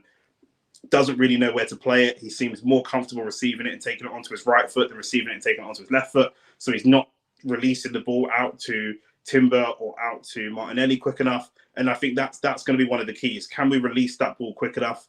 I don't know if at some point in the second half we look at switching Saka and Martinelli on wings, because Martinelli, like I say, doesn't look well. If he doesn't look confident running at someone, but that's not going to help him because he'll be running at Lucadinho, which is not an easy task in itself. So, I could definitely see a couple of changes. I can see a midfield change. I think the back four will probably stay broadly the same. If the back four changes, it will just be to save Jury and Timber from any further injury. But I could see a midfield change, not at half time, but at some point, 75, 80 minutes, if we're in this same position, I could see a midfield change. In terms of Aston Villa, before I come back to the comments, in terms of Aston Villa changes for them, again, I don't really see many changes. Not at this point. Their back four looks okay. Their midfield looks really, really good. Really good. And that's the standout player for me is probably Morgan Rogers. I think Rogers has been brilliant, linking up, playing 1-2s, driving at Arsenal's defence, being really fearless. They just need to get Watkins into the game a little bit more. The wide men need crosses. I think John McGinn is going to be key for them in the second half. Leon Bailey can cross the ball, but he's much more of a ball carrier. He much more wants to get on the ball and drive the ball forwards. And I think with Ollie Watkins in there, he needs a little bit of service. They need to put pressure on Arsenal to try and force Arsenal into a mistake. And I think John McGinn is the most likely to be whipping crosses in and try and get their fullback up the pitch. The right-hand side is Leon Bailey, who's not very defensive. Then you've got the youngster that's come in as well, who's a little bit isolated because Leon Bailey isn't very defensive. I think from their left-hand side, attacking-wise, is going to be the big problem for us anyway. In terms of, stats, Arsenal, 4 shots. Aston Villa have 3. Arsenal 2 on target. Aston Villa 1. Arsenal nearly 70%, 69% of the possession. We've got 300 passes to their 134 passes. We've got 91% pass accuracy to their 78% pass accuracy. We've also made a lot more fouls than them, 8 fouls and 1 yellow card to their 3 fouls and 1 offside each. The one thing that really surprises me so far for all of the attacking that we've done is we have 1 corner. I think that considering that we are a really good set-piece team and we've scored a lot of goals from corners, the way Martinelli is running up against the fullback and putting a lot of pressure on him and getting it to the byline, and he's looking up and he can't really see a perfect cross to a Havertz or to a Saka. Take the corner, hit it off of him, take the corner. We are the best set-piece team, or the best corner. Well, I'll say the best set-piece team. We're the best set-piece team in the league, or certainly we were last season. There's no reason why we shouldn't be putting pressure on these guys, winning corners and trying to get goals off the back of that. So I think that that's a big oversight from us. Obviously, if we can get across into the box and get a goal that way, that would be perfect. But if we can't, I see no problem in trying to win corners and put the ball into the box from there. Going back to the chat, Jaden says, did you watch the United game earlier? For me, we played horror. Eric Ten Hag was the reason we lost today, and the squad was not so good. The subs were so bad. Yeah, I mean, Ten Hag has had this problem since he came in. Since he started, he's always had a problem with making substitutions. And I think I've spoken to a couple of United fans, and a lot of them feel that the substitutions were the problem, and a lot of it was down to Ten Hag as well. It's difficult. Brighton are a very, very good team. I can see the point that's being made for sure. And Ten Hag is like that. He still hasn't really figured out who his favourite players are and who he can rely on in that team. So I think definitely Ten Hag. It's the players as well. For that last goal, Diogo Dalot left his man completely for the last goal, and he stepped out of position. And ultimately, you can't do that at this level of football. So, I think that there's got to be some responsibility from both the players and the manager. It's one of those. It's shared responsibility, in my opinion, 100%. But yeah, on Arsenal, I think that this game against Villa is a winnable game. It is a winnable game. And I said it earlier in the game, if they score first, we will really, really struggle. We need to score first. We have to. If there's a chance we score one, then we score a second, and then they score a consolation goal later or something like that. But if they score first at home, yeah, we will really, really struggle to come back and win this game, 100%. So for me, like I say, Declan Rice, I need to see more. Edge of the box shots. I expect it. I expect that will change. Partey, when he took that shot, I wasn't mad at it. Saka had a good shot, but I need to see more from the midfield. All of our midfielders need to contribute more from an attacking perspective. Odegaard, similar to last week, good, not great, not amazing, not playing to the level that we know that Odegaard can play to. Kind of going through the motions a little bit, keeping the ball ticking. If there's an opportunity, he will play it. But Odegaard, at his best, is someone that creates opportunities and creates space, not just waits for opportunities and waits for space to happen. He can actually go out there and make that space happen. Not seeing that from him today, but it's not a bad performance from him by any stretch of the imagination. I just think Declan Rice has been a little bit not off the pace, but just not getting involved as much as I would like him to. And like I say, he's just caught between two positions, and it doesn't look like he's chosen either one to do. From a defensive perspective, he hasn't had to do too much. He hasn't. It's all been in the attacking phases that we've needed him to kind of step up and be a presence. Towards the end, he was doing it, getting the ball in behind him, Martinelli, and different things like that. That's brilliant. That's exactly what we need to see from him. Jaden says, "Who would you like to come in for Arsenal for the next transfer window?" Do you mean this? I mean, we've got to finish this transfer window. I was saying this earlier. You know, we've got Mikel Merino, we've got Calafiori. They're players that are not necessarily going to start, but they're kind of in and around the squad and in and around the rotation of the team. We need an attacker. If we get rid of Eddie Nketiah and we free up the wages, we need an attacker. Now, whether that attacker is a striker or whether that attacker is a winger, I don't know, because maybe we get a striker and Jesus plays most of his games out on the wing. He's happy to contribute anywhere. I don't know. I really don't know. You know, I would have loved Diaby, who's gone to the Middle East now. I would have loved Pedro Neto, who's gone to Chelsea. I would have loved Isak, who just looks like it's not going to happen. Apparently, there's Arsenal's board and Newcastle's board don't get along, and apparently I'm hearing that there are some problems behind the scenes. So us getting any player from Newcastle is very, very unlikely, which is why we're going for Mikel Merino over Bruno G. I would have liked Watkins, to be honest with you, bar that open goal that he missed earlier. I would have liked Watkins as well. So yeah, we need another attacker. We need another specialist attacker, someone who's a dedicated goal scorer, either from wide or from the middle. Like a Trossard, but a level up.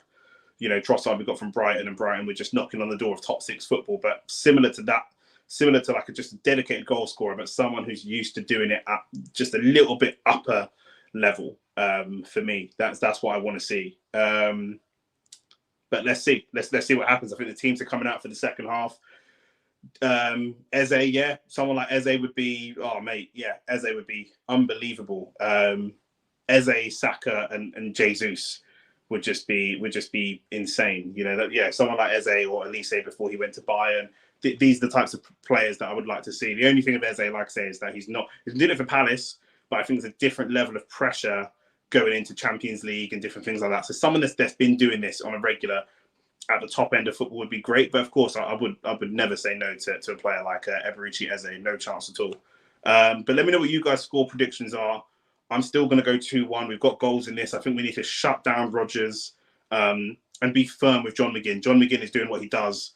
Combative, tough, winding up the opponent. Let's not get roped into his games. Let's stand firm. I think Saliba's done a good job against him so far.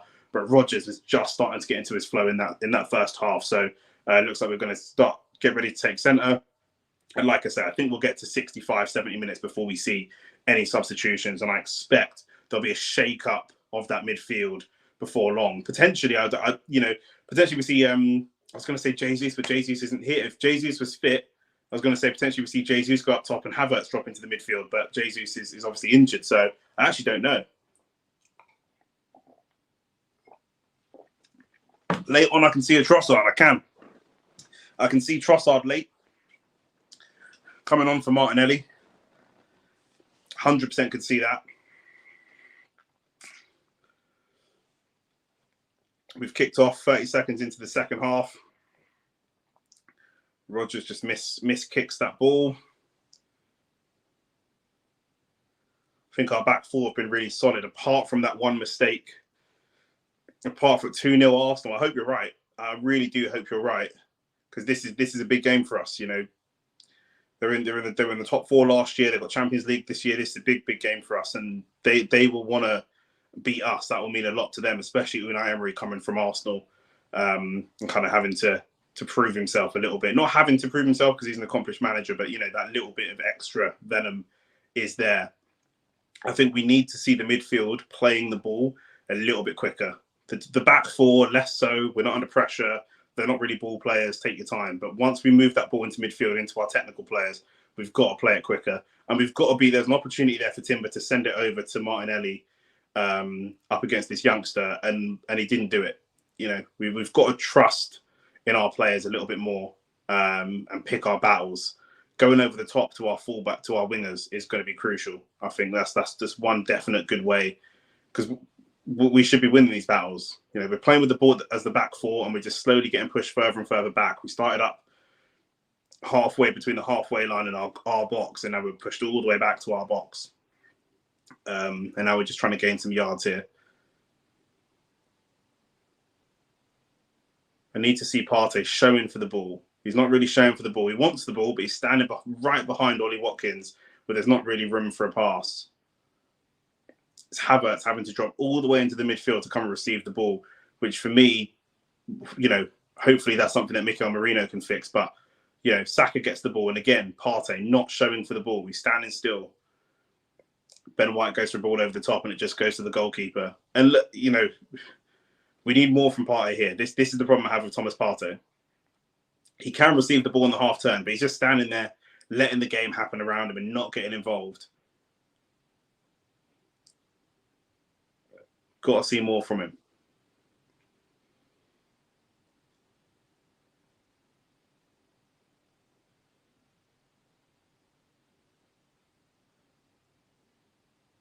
I'm not sure that was a foul. Saliba has to be careful. He's on a yellow. But the ref's given the foul for Watkins around about the halfway line.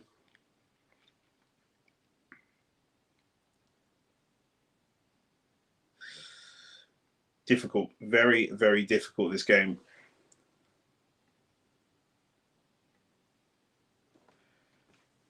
Here's Timber. Plays the ball through to Saka. It's overhit. And Saka wasn't on the move. That's a good pass, though. The intention is there. That's exactly what we need to be doing or looking at doing. It's all Timber, really, building up from the back. A lot of it is Timber on the rebuild, working through the phases of play.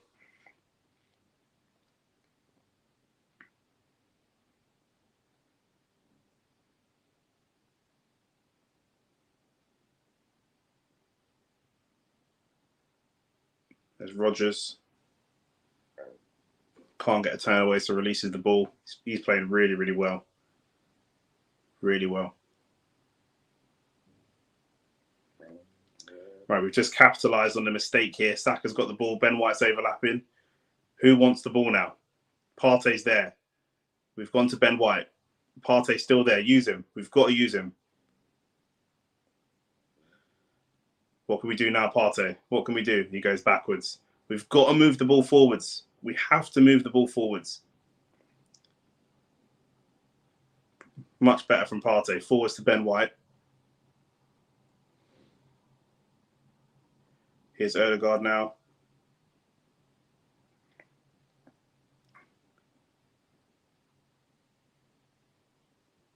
I like this from Arsenal. We're just on the edge of their box. We're being patient. Let's grind them down slowly. Let's grind them down nice and slowly. Odegaard. Oh, no, Odegaard's lost it. It's too slow. And now Rodgers comes away. Martinelli busting the gut to get back and defend.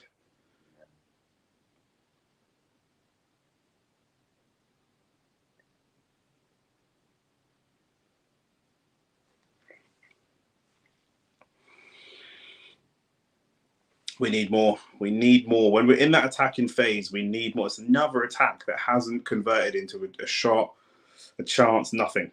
Just lots of sideways passes. We've got to be more direct. We have to be. I don't mind a shot there from Odegaard. I don't mind a reverse pass to Ben White. I don't mind something. In the end, we do nothing. There's a bunch of different options, and we did none of them.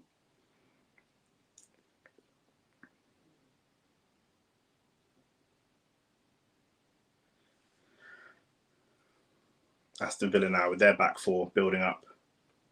Tielemans just received it on the half turn and ran away from Odegaard. That just shouldn't happen. Tielemans is not a runner. Good defending from Ben White. I think has Ben White been our best player so far? Silly foul from Havertz. Silly foul from Havertz. The ball goes long from David Raya. He's doing exactly what he should do. David Raya picks up the ball, sends it long straight away, nice and early. Havertz is one-on-one against Konsa, looks away from the ball and just focuses on getting his body in front of Konsa, and they just end up on a pile on the floor. Instead of focusing on winning the ball, he's just focused on getting into the physical battle with Konsa. Now, I understand why, but we've got to focus.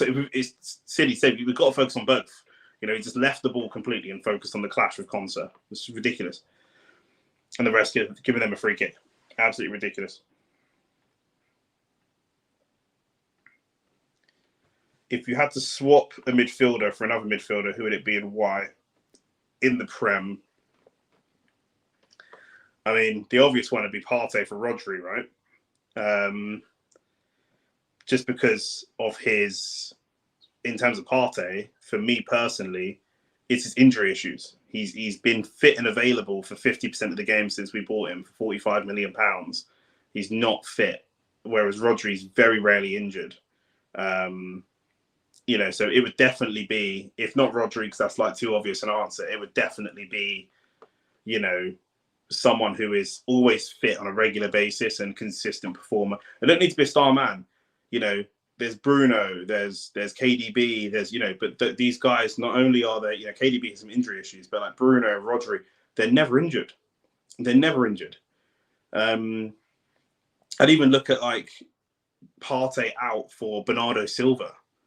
You know, that would be, I think that would be a brilliant, another silly foul from Havertz. He stand up Ezri Konsa and just decides to pull his shirt. It's just not necessary at all.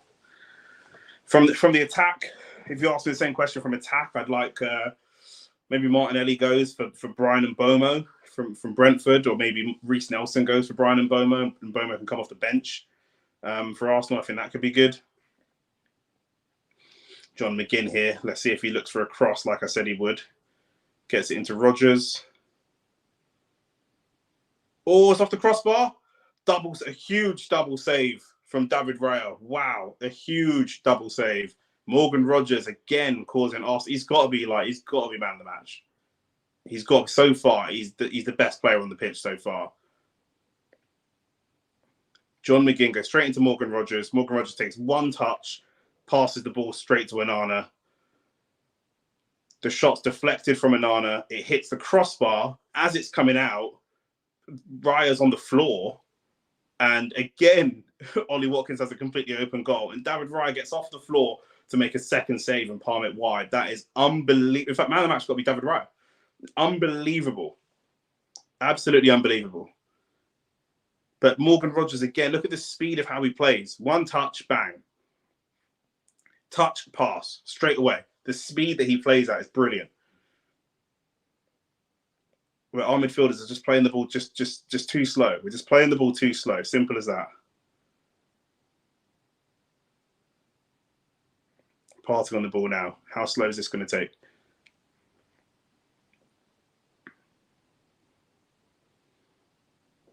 When we're in that final third as well, it's got to be quicker. It's got to be urgent.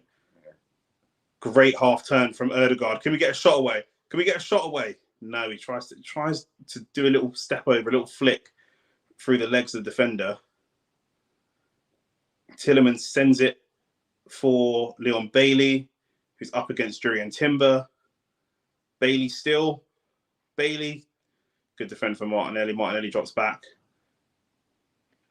Brilliant from Martinelli.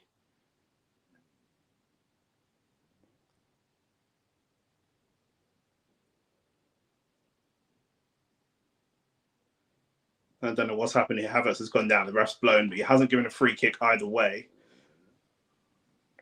I don't know what he's blown for.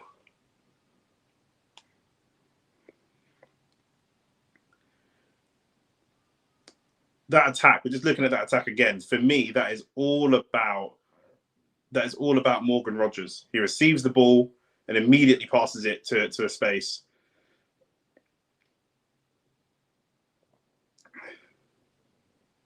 Aston Villa attacking again.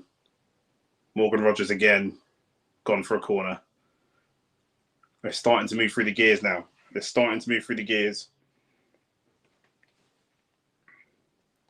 How about Ivan Toney from Brentford? I think he's decently underrated and he is consistent. He's a really good player, but I just don't like him as a person. I don't like his attitude. I don't like the way he conducts himself. And I think in a team like ours, he would upset a lot of the players and upset the club. He's very, very arrogant. I know a lot of footballers are arrogant, but yeah, I'm not a fan of him as a person more than him as a footballer. He's a good footballer, but the way he's conducted himself, the betting scandals, all that kind of stuff, it's just I'd rather not have someone in the team if I can avoid it who's going to cause us problems. Gabriel picked up a yellow card there, and Aston Villa setting up for a corner kick. And I wonder how these stats have changed now, because we had more possession, more shots, and I reckon in the second half that's not going to have been the case. Yeah, they've now had more shots than us. We've both got 2 shots on target. They've now got 5. We've now got 4 shots in total. Shouldn't be happening. Should not be happening. There's so many opportunities that we've attacked.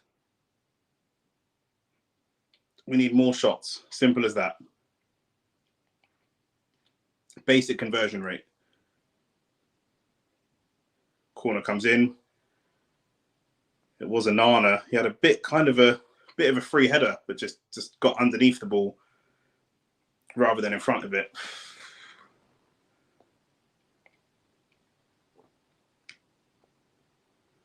Yeah, it's a terrible header, to be fair.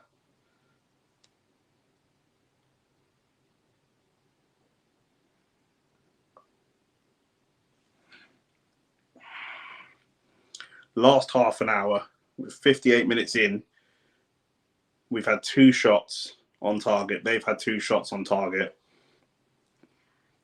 Both open goals. I mean, Watkins should be 2 up, really. We've done a lot of the better overall play, but in terms of the actual shots, they should be 2 up. There's no doubt about it.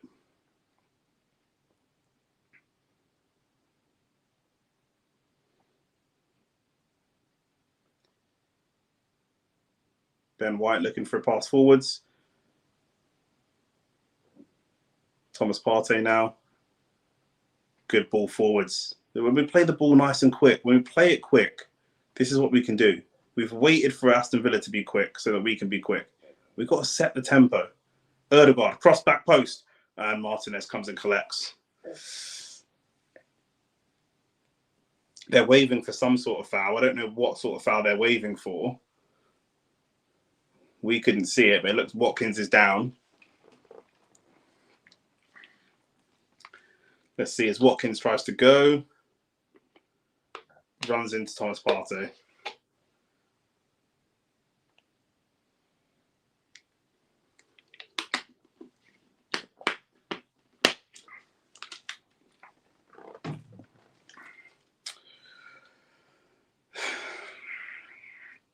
In the final third, we've got to play the ball quicker. We have to, especially now. This is a team that have played together now for a season. This, apart from Drury and Timber, everyone's played together. No one's new in this team right now. So we should know what each other are going to do, as far as I'm concerned. Declan Rice, good battle, wins the ball. He's got to do it again, though. We need it again. John McGinn to Watkins. Good battle from Partey. Ref, that's got to be a foul. Thank you. Oh, we've played it first time. We've done it nice and quick to Martinelli. What can he do? We've got to get a shot here. We've got to get a shot. He gets inside his man. Can we get a shot away? Oh, he just loses the ball. We've got to be quicker. Morgan Rogers comes away with the ball. Still Morgan Rogers. Partey looks like he tries to put him down. Morgan Rogers with a shot, and it's wide.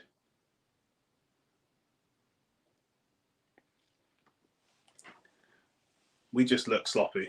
We look so sloppy.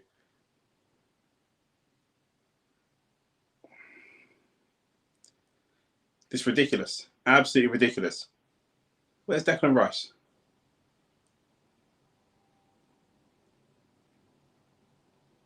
Another corner for Aston Villa. We had a window of opportunity to get into the game. Not to get into the game. We had a window of opportunity to go 1-0 up. That window of opportunity is gone. Or not gone, but that's passed. And now we're letting them dictate the play. put us under a lot of pressure. We should be a lot better than this. Very, very frustrating.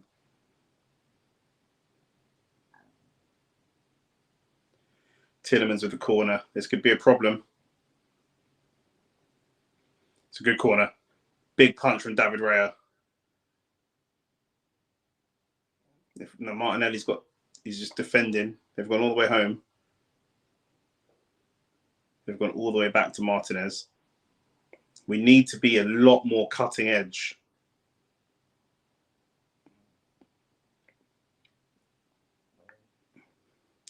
David Raya gathers. 62 minutes in.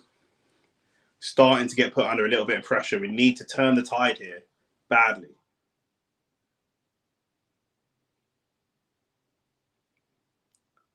The pace that we're playing at is not good.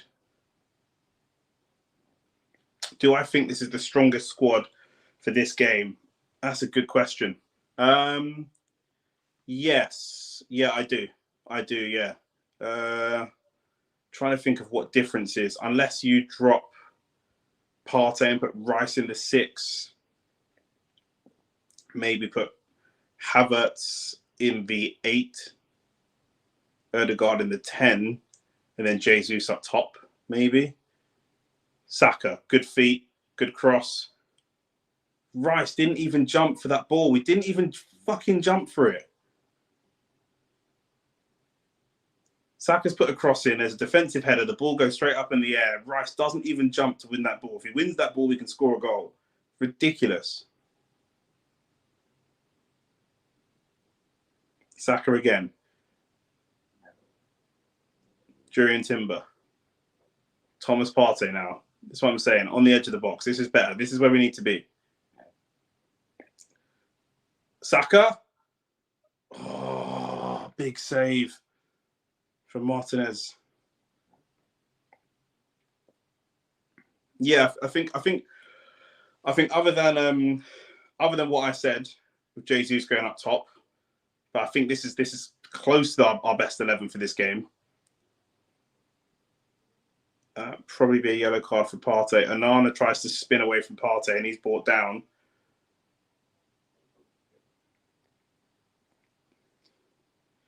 Onana's been good this game.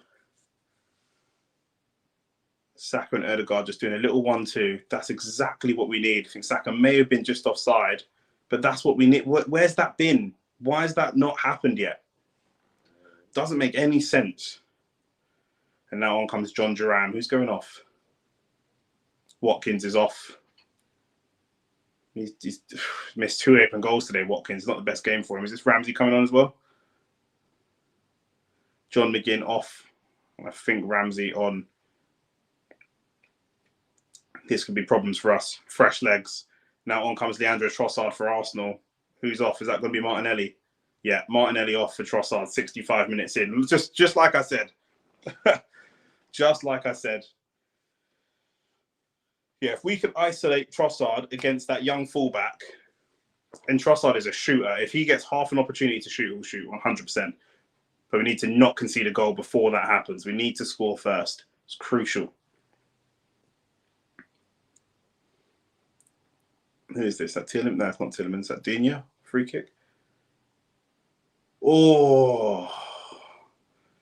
It's a really good free kick. Conter's at the back post. Unmarked, all alone, gets a decent connection on it, and it just goes across the face of goal. We are very, very lucky. Very lucky. And I think that's John Duran who throws himself at the ball as well, but just can't get a touch on it. Villa have played very, very well, to be fair. Very well. But we've had opportunities, and we will keep having opportunities as well.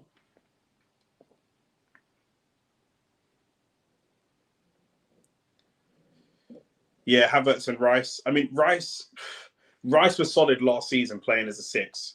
Defensively, so he was man of the match or borderline man of the match almost every game. This season, I don't know. Doesn't look the same. Maybe it's a change of position, change in responsibility, I don't know. Havertz is different. Havertz always looks sloppy, but his job is just to... Remember, Havertz played in the midfield partly last year, where he's not really a midfielder. I think he's better as a 9. And he's been on a good run of form for goals, even with Germany. So I think Havertz actually been good so far this season. Well, so to see it's one game in, but Saka is starting to play a little bit more football now. Saka, can he get there? Can he get the cross away? Who's there, Havertz? Trossard? Yes! Come on! What did I say? Trossard off the bench. Trossard off the bench, and it's going to be a goal. Oh, my word. Oh, my word. I tried to say Trossard off the bench. Oh, what a goal. What a goal that is. I knew it.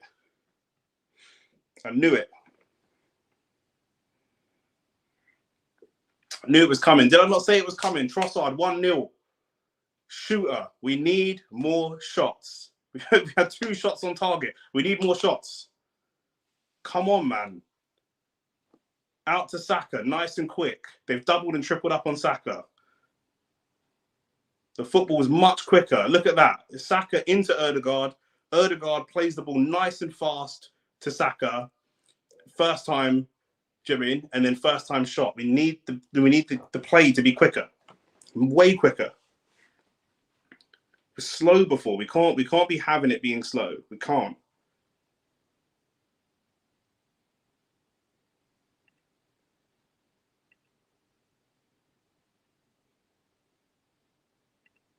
We cannot have it being slow. Too slow.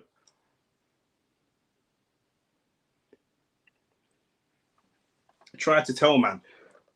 Trossard is a shooter, bruv. Shooter.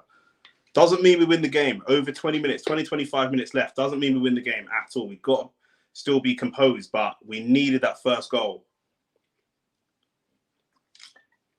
Trossard again. Gets the ball, plays it down the line straight away to Havertz. Trossard's in again. Trossard to the byline. We'll take the corner. That's a goal kick. Trossard just does all the simple things right. Get the byline, get to the byline, get the ball across, get shots away. It's speculative. It doesn't. In the second half, they've had 5 shots and we've only had 1 shot, and it's a goal. I said it. 65 minutes in, get Trossard on, he'll score. Nice quick play. Kind of playing too slow. Now the game looks open. This is better for us. Now, if we control the pace of the game, it's much better for us. So what is, Jaden? I knew, bro. We're playing before. We were playing so slow, so slow. It needs to be instinctive. Martinelli second guessed himself. Martinelli obviously is struggling with confidence. Let's not keep starting him then. Let's work him back. Let's work his confidence back slowly. You can try. There's 2 ways you can get a player's confidence back. You can throw him in the deep end and he swims, or you can work it back in slowly. Nice little passage of play from Arsenal again, putting a bit of pressure on Aston Villa. Big challenge from Saka. Big challenge from Saka. Come on, let's go. Let's go.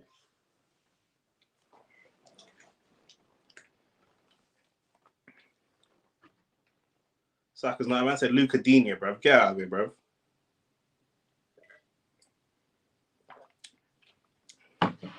Much better. Look at that. That's Rice to Havertz to Ødegaard. 1-touch passing all the way. Touch. None of this stopping and assessing passes for too long. It's long.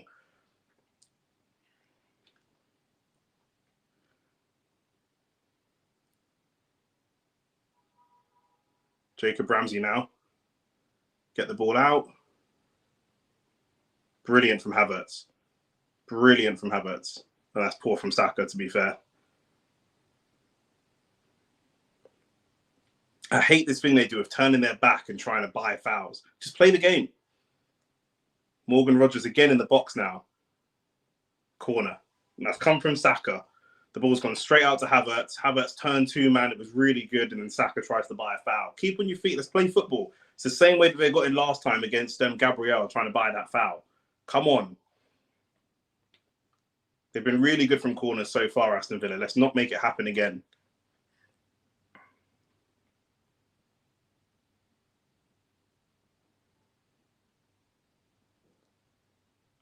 Yeah, I'll stick with the 2-1. I think we can score. The thing is, like, logically, my brain is just thinking, yeah, I'm confident that we can score again.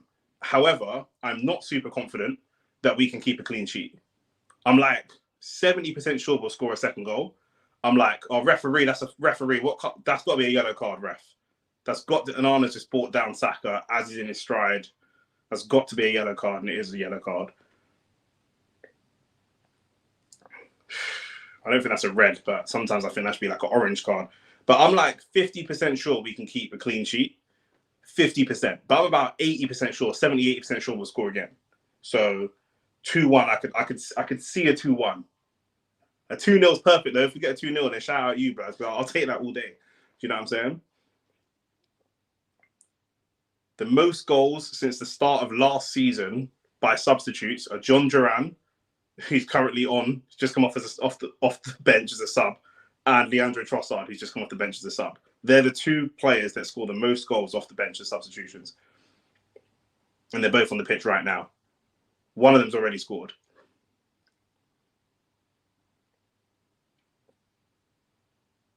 Trossard is just bad. I don't know what it is. When he starts, he's average, but off the bench, there's something about him. There's something about him off the bench. But let's go now. Now we can take control.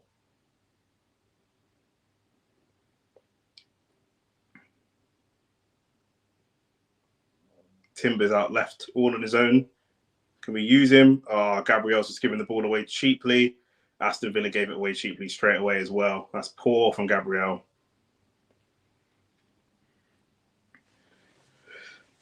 Timber's all alone. We've got to use him.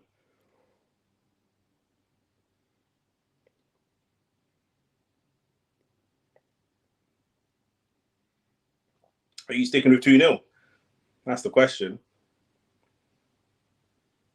If we get a clean sheet away from home against Villa, that's very good for us. Very, very good.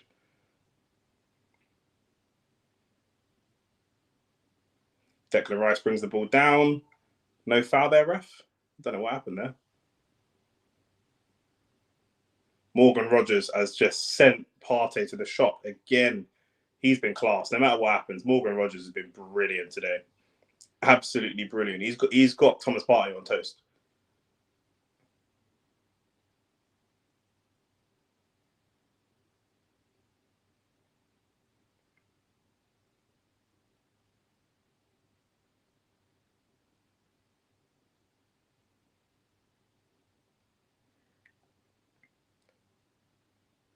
Good passing out.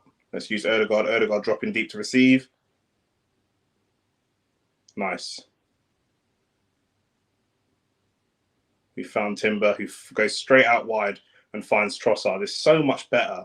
It's so much quicker. Trossard tries to play it in behind.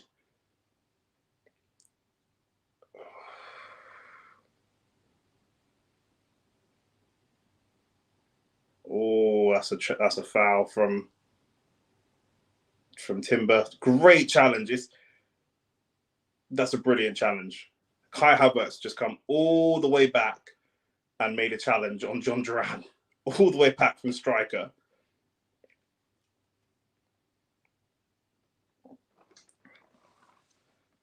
Jordan said, I'm a United fan and I want Villa to win. But the reality is Arsenal were just better. It's close. I think that we are better, but I do think it's close. And at the moment, with Jesus out and that, there's an argument they've got a stronger overall squad. It's very competitive. Odegaard just tries to turn Tielemans and he got a little clip and he's gone down and got the free kick. It's very, very light. We're doing too much there in our own half. And two more substitutions, I should say, coming on. Matson and Barkley are coming on and Digne and Onana are coming off. Proactive substitutions. Barkley's a goal threat. To be fair, both of these, Matson's a goal threat as well. You can see, obviously, you know, they need a goal and they're taking off some of their safer players and they're putting on their attacking players. Can Arsenal get a second, though? That's the question. We've got to be sensible on the ball. Gabriel's just looked a little bit shaky a couple of times. The first time he gave away that open opportunity. That's where someone like a Calafiori potentially could come in, you know, and be more comfortable. Because even Gabriel's a bit of like a warrior. He's more like, he's probably the tougher of our back four and the less like a technical player.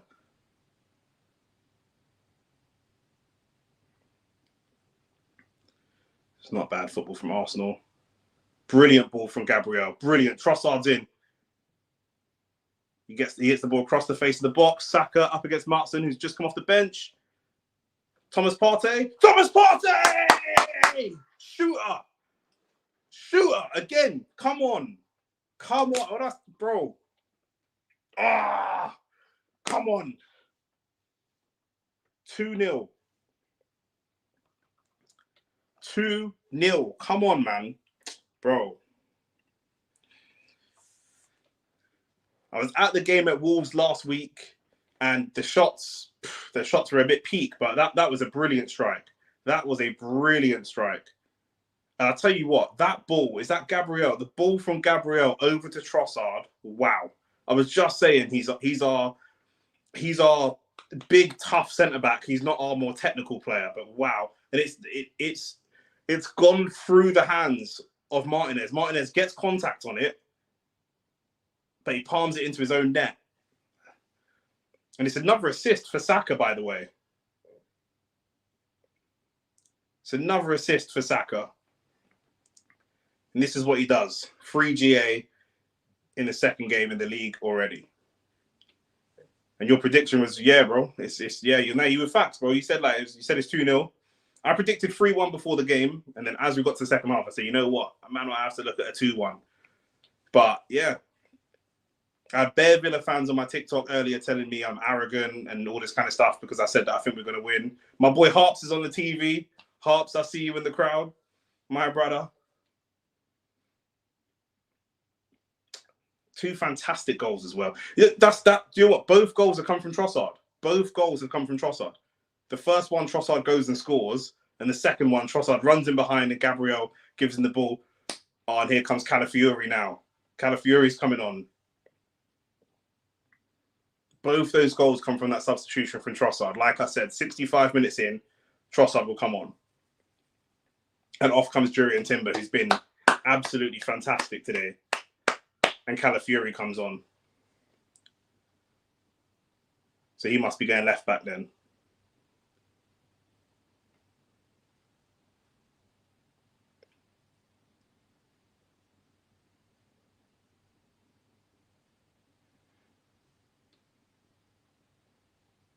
Gabriel sends it wide to Trossard again. Great touch. First time from Trossard. Declan Rice with a touch. Sends it to the back post. Ødegaard. Ødegaard on the penalty spot. All alone. You never think that Ødegaard is going to sky that. Never in a million years do you think Ødegaard is going to sky that one. That's a great touch. Again, it's all one touch. It's all one touch. The free kick goes straight over the top to Trossard. Trossard lays it into the path of Declan Rice with his first touch. Declan Rice lays it into the middle of the box with his first touch. Ødegaard takes the shot with his first touch. First touch football. All this slowing down and looking around and trying to assess all the angles and Pythagoras' theorem is long. Just first time. First time. You've got the technical ability. Let's use it. Come on, man. Right now, any changes? I think we could save Saka. Do you know what I mean? Obviously, we've just taken off Timber for Calafiori. Timber's perfectly fine, right? But that's about managing the injury he got last year. And in the same way, I would take off Saka and maybe put on a Reece Nelson just to manage the fitness of Saka because we know he's going to be so key and so crucial. Last 5, maybe even a Partey for Jorginho, just because we know these are players that have injury issues. Do you know what I mean? I would just save their legs as much as possible. I said the passing has got to be quicker. We've got to get Trossard on the pitch and the passing's got to be quicker, and it's happened. Do you know what I'm saying? These man should give me the job. Man will do this job.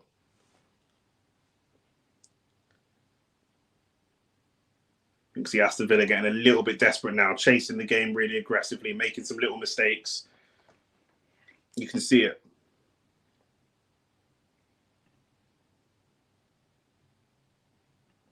You see, you wonder where this Arsenal come from last 2 seasons. We've been here. Arsenal, we've smashed Sheffield 5-0 last year. Great feat from Ødegaard. receives the ball with two people around him and just spins away from them. Easy. Lovely. Yeah, Arsenal's been doing this, bro. We beat Chelsea 6-0 last season. We've been doing this. It's just we just haven't necessarily been the most consistent, and we need to see that consistency this year as well.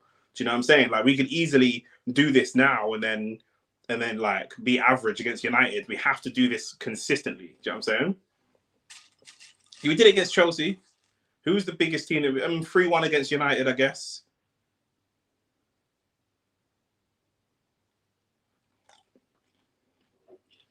It's just consistency. We know we can do it. Everyone knows Arsenal can do this. Everybody knows Arsenal can do this. It's just the consistency to keep doing it. But this should give us belief. Even if we're struggling in games, this should give us belief. It's the team that come 4th last year.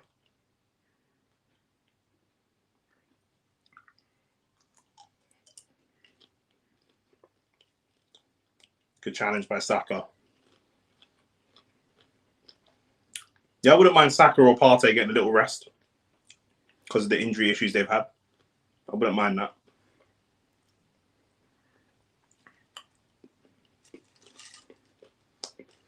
Calafiori cutting the ball out. Havertz again. Again, it's Trossard to Havertz. Havertz first touch. Releases Declan Rice. Declan Rice. Ødegaard. He's got bare players around him now. What can he do? Saka. What can he do? Trossard on the edge of the box. Trossard with a shot. It's over. I don't mind that, though. I don't mind that. I don't mind that. First touch football. That's what Arsenal used to be known for. First touch, fast-paced football. It suits us much, much better. Morgan Rogers, outrageous touch. Jacob Ramsey's in behind now. Saliba's chasing him down. What a challenge. What a challenge. What a challenge. Saliba just comes in and just, that is a great tackle. Let's see that. Morgan Rogers with a little flick. John Duran with a little flick. Ben White was up high. And William Saliba with a, just as Jacob Ramsey goes to shoot. Nah, William Saliba is the best centre-back in the league. He's the best centre-back in the league. He's the best centre-back in the league. That's a serious challenge for William Saliba. Wow.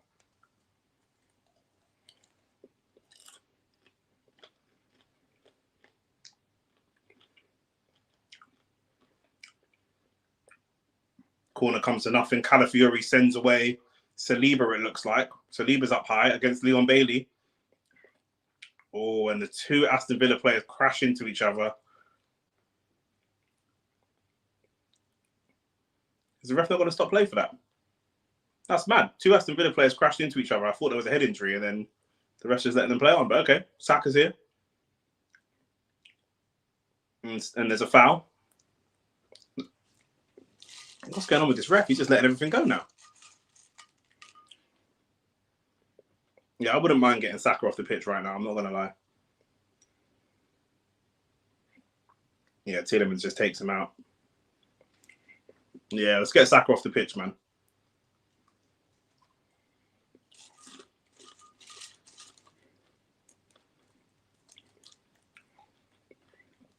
I said 3-1. Could this be the third?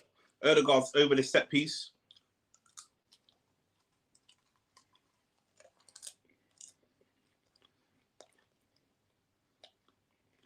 Well, there was no head injury. They just okay, it wasn't a head injury. They just crashed into each other, so the ref let it go.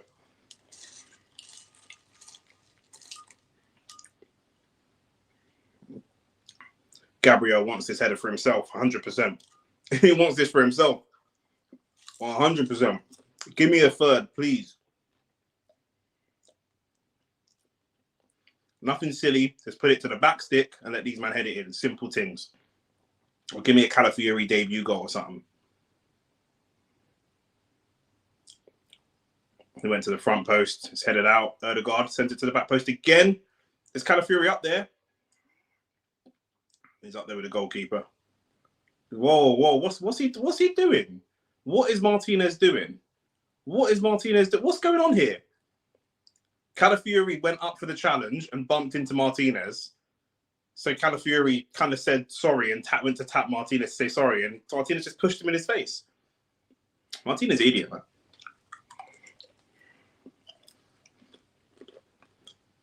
Now, Martin. getting down the line. Ben White trying to keep up with him. Fires across into John Duran. Was it offside? Was it going for a corner?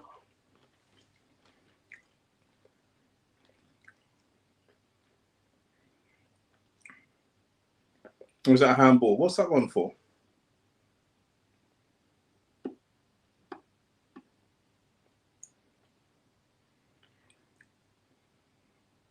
You think Martinez fell off?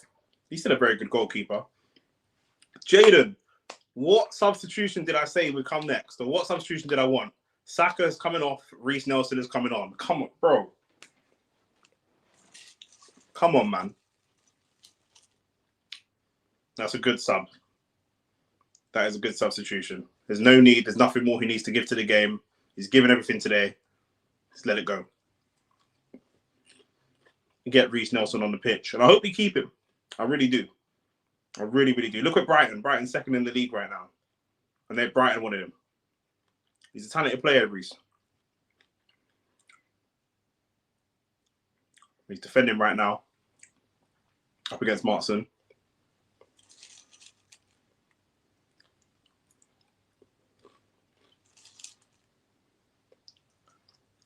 Saka getting big applause from the Arsenal fans. Well deserved. Very well deserved.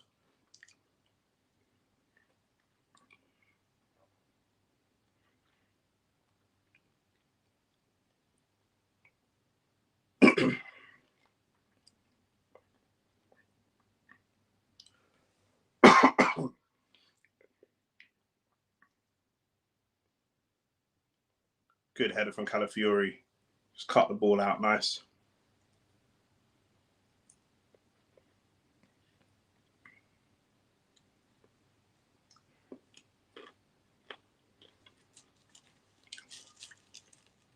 To be fair, a lot of this has come from that Matty Cash injury.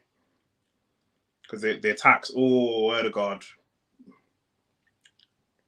It's a cynical foul on Tielemans. But yeah, a lot of the goals have come from that their right back, our left-hand side. It's a yellow card for Odegaard as well.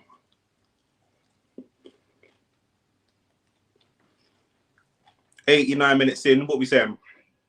4 minutes at a time? 3? It's not been a lot. Not been a lot's happened.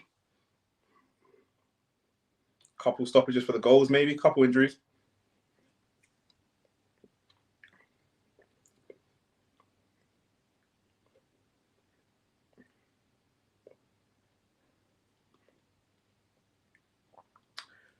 Reece getting stuck in. I've said for a long time, I think Reece is our most direct winger. Do you know what I'm saying? Like, Martinelli is quick, tries to run into space, more likely to kind of go around a defender. Saka is more of a pass and move, try to create gaps. But I think Reece Nelson is our most direct. I think he's the winger that gets the ball, looks a defender in his eyes and runs straight at him. He's the braver. He's not as technical as the others, but he plays that style a lot more, which is why when you're on top in a game like this, it's perfect for someone like him to come in for these types of moments. Aston Villa not letting it go there. They're still chipping away. You're right. You were right. It's 4 minutes. And they're still coming wave after wave.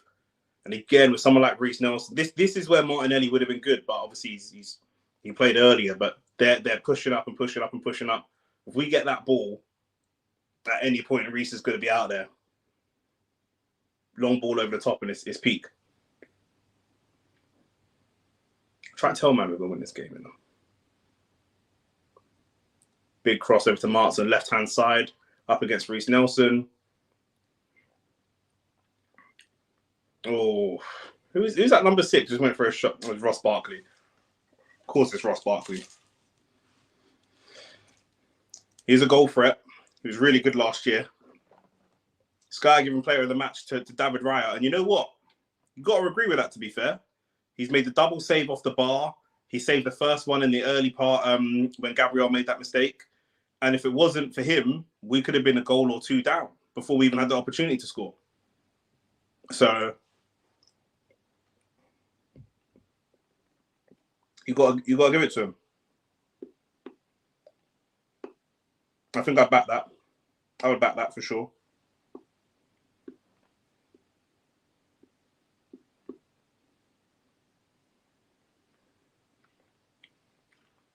Man of the match for David Raya, man, mad.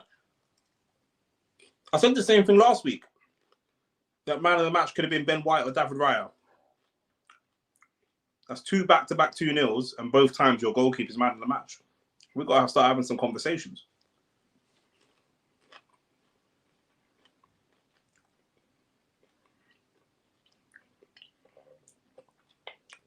Calafiori's looked good since he's come on. Nothing too fancy, but just keep just doing all the right things well. And Reece Nelson's fouled. He's too quick, Reece Nelson, man. Too quick.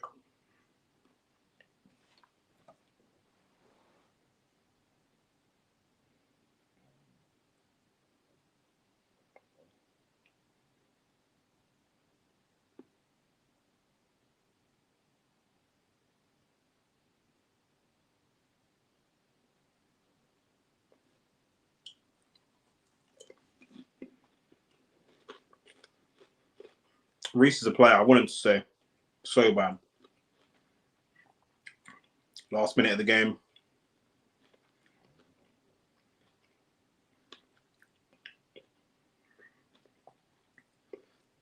Barkley coming forwards. Declan Rice has really stepped up in the second half. Really, really stepped up and been more involved. Him and Partey. I think Partey plays much better when the game's quicker. I think it's much better for him.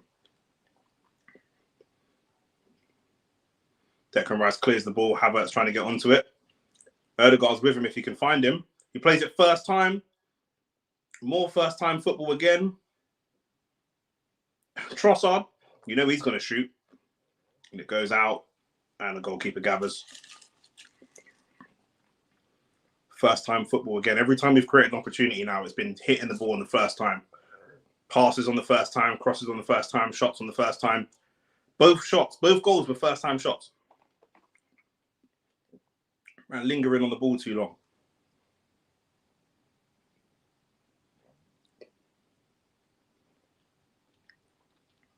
That's the difference in quality. Do have to give a shout out to Morgan Rogers, though. He's been brilliant. That's full time. Come on, that's full time. Arsenal 2, Aston Villa 0, Arsenal 2. Listen, deserved. And it was close.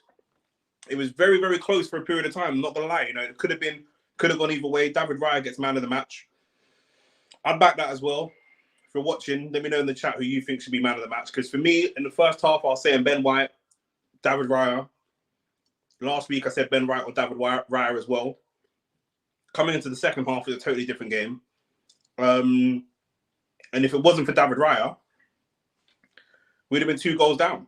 Do you know what I'm saying? And we'd be fighting for a draw right now. Do you know what I mean? On the Spurs team. But instead, we're out in front. Vindication for Thomas Partey, because there were big question marks over his performance last week. I was one of the people questioning him. You know, he showed the levels. Declan Rice in the second half stepped up. And this is what I like about Arteta. I always feel like when Arteta is going to give a team talk and have a chat with the team, I know there's going to be a reaction. Do you know what I'm saying? The team obviously understand him. They obviously respect him. I know there's going to be some sort of reaction. Do you know what I'm saying? And that's what we saw today. 2-0 against one of the top. People saying this is our first big test. It's our first big test. A team that finished in the top 6 last season, or a team that finished in the top 4 even last season. One of the favourites to get top 4, top 6 this season. And we've gone away to their ground and picked up a 2-0. You can't complain. That first half, we rode the wave, and by the end of the game, we managed to get through it. You can't complain at all. I think Havertz was good in the game. I think Timber was fantastic. And I think Trossard was amazing. Trossard coming on, you know, if it's not David Raya, for me, Trossard man of the match. You know, it's got to be one of those 2 players that are just game changers, consistent. You know, Trossard is a consistent game changer. Do you know what I'm saying? So, but listen, love for everybody that's tuned in. Make sure that you like the video, subscribe, shout out Jaden in the comments, as always. Yeah, Arsenal, back-to-back wins. Can't complain at all. You know, what Aston Villa fans going to say to me now, because they've been in my mentions, they've been on my TikTok, they've been on my Instagram attacking me because I said we were going to win. I predicted 3-1. We won by 2 goals. So I wasn't too far away. What am I going to say? Do you know what I'm saying? It's another one knocked down and we go again. Do you know what I'm saying? And what more can you say about that? Listen, Nick J. Francis, I'm out. Peace and love to everybody. Like the video on your way out. Peace.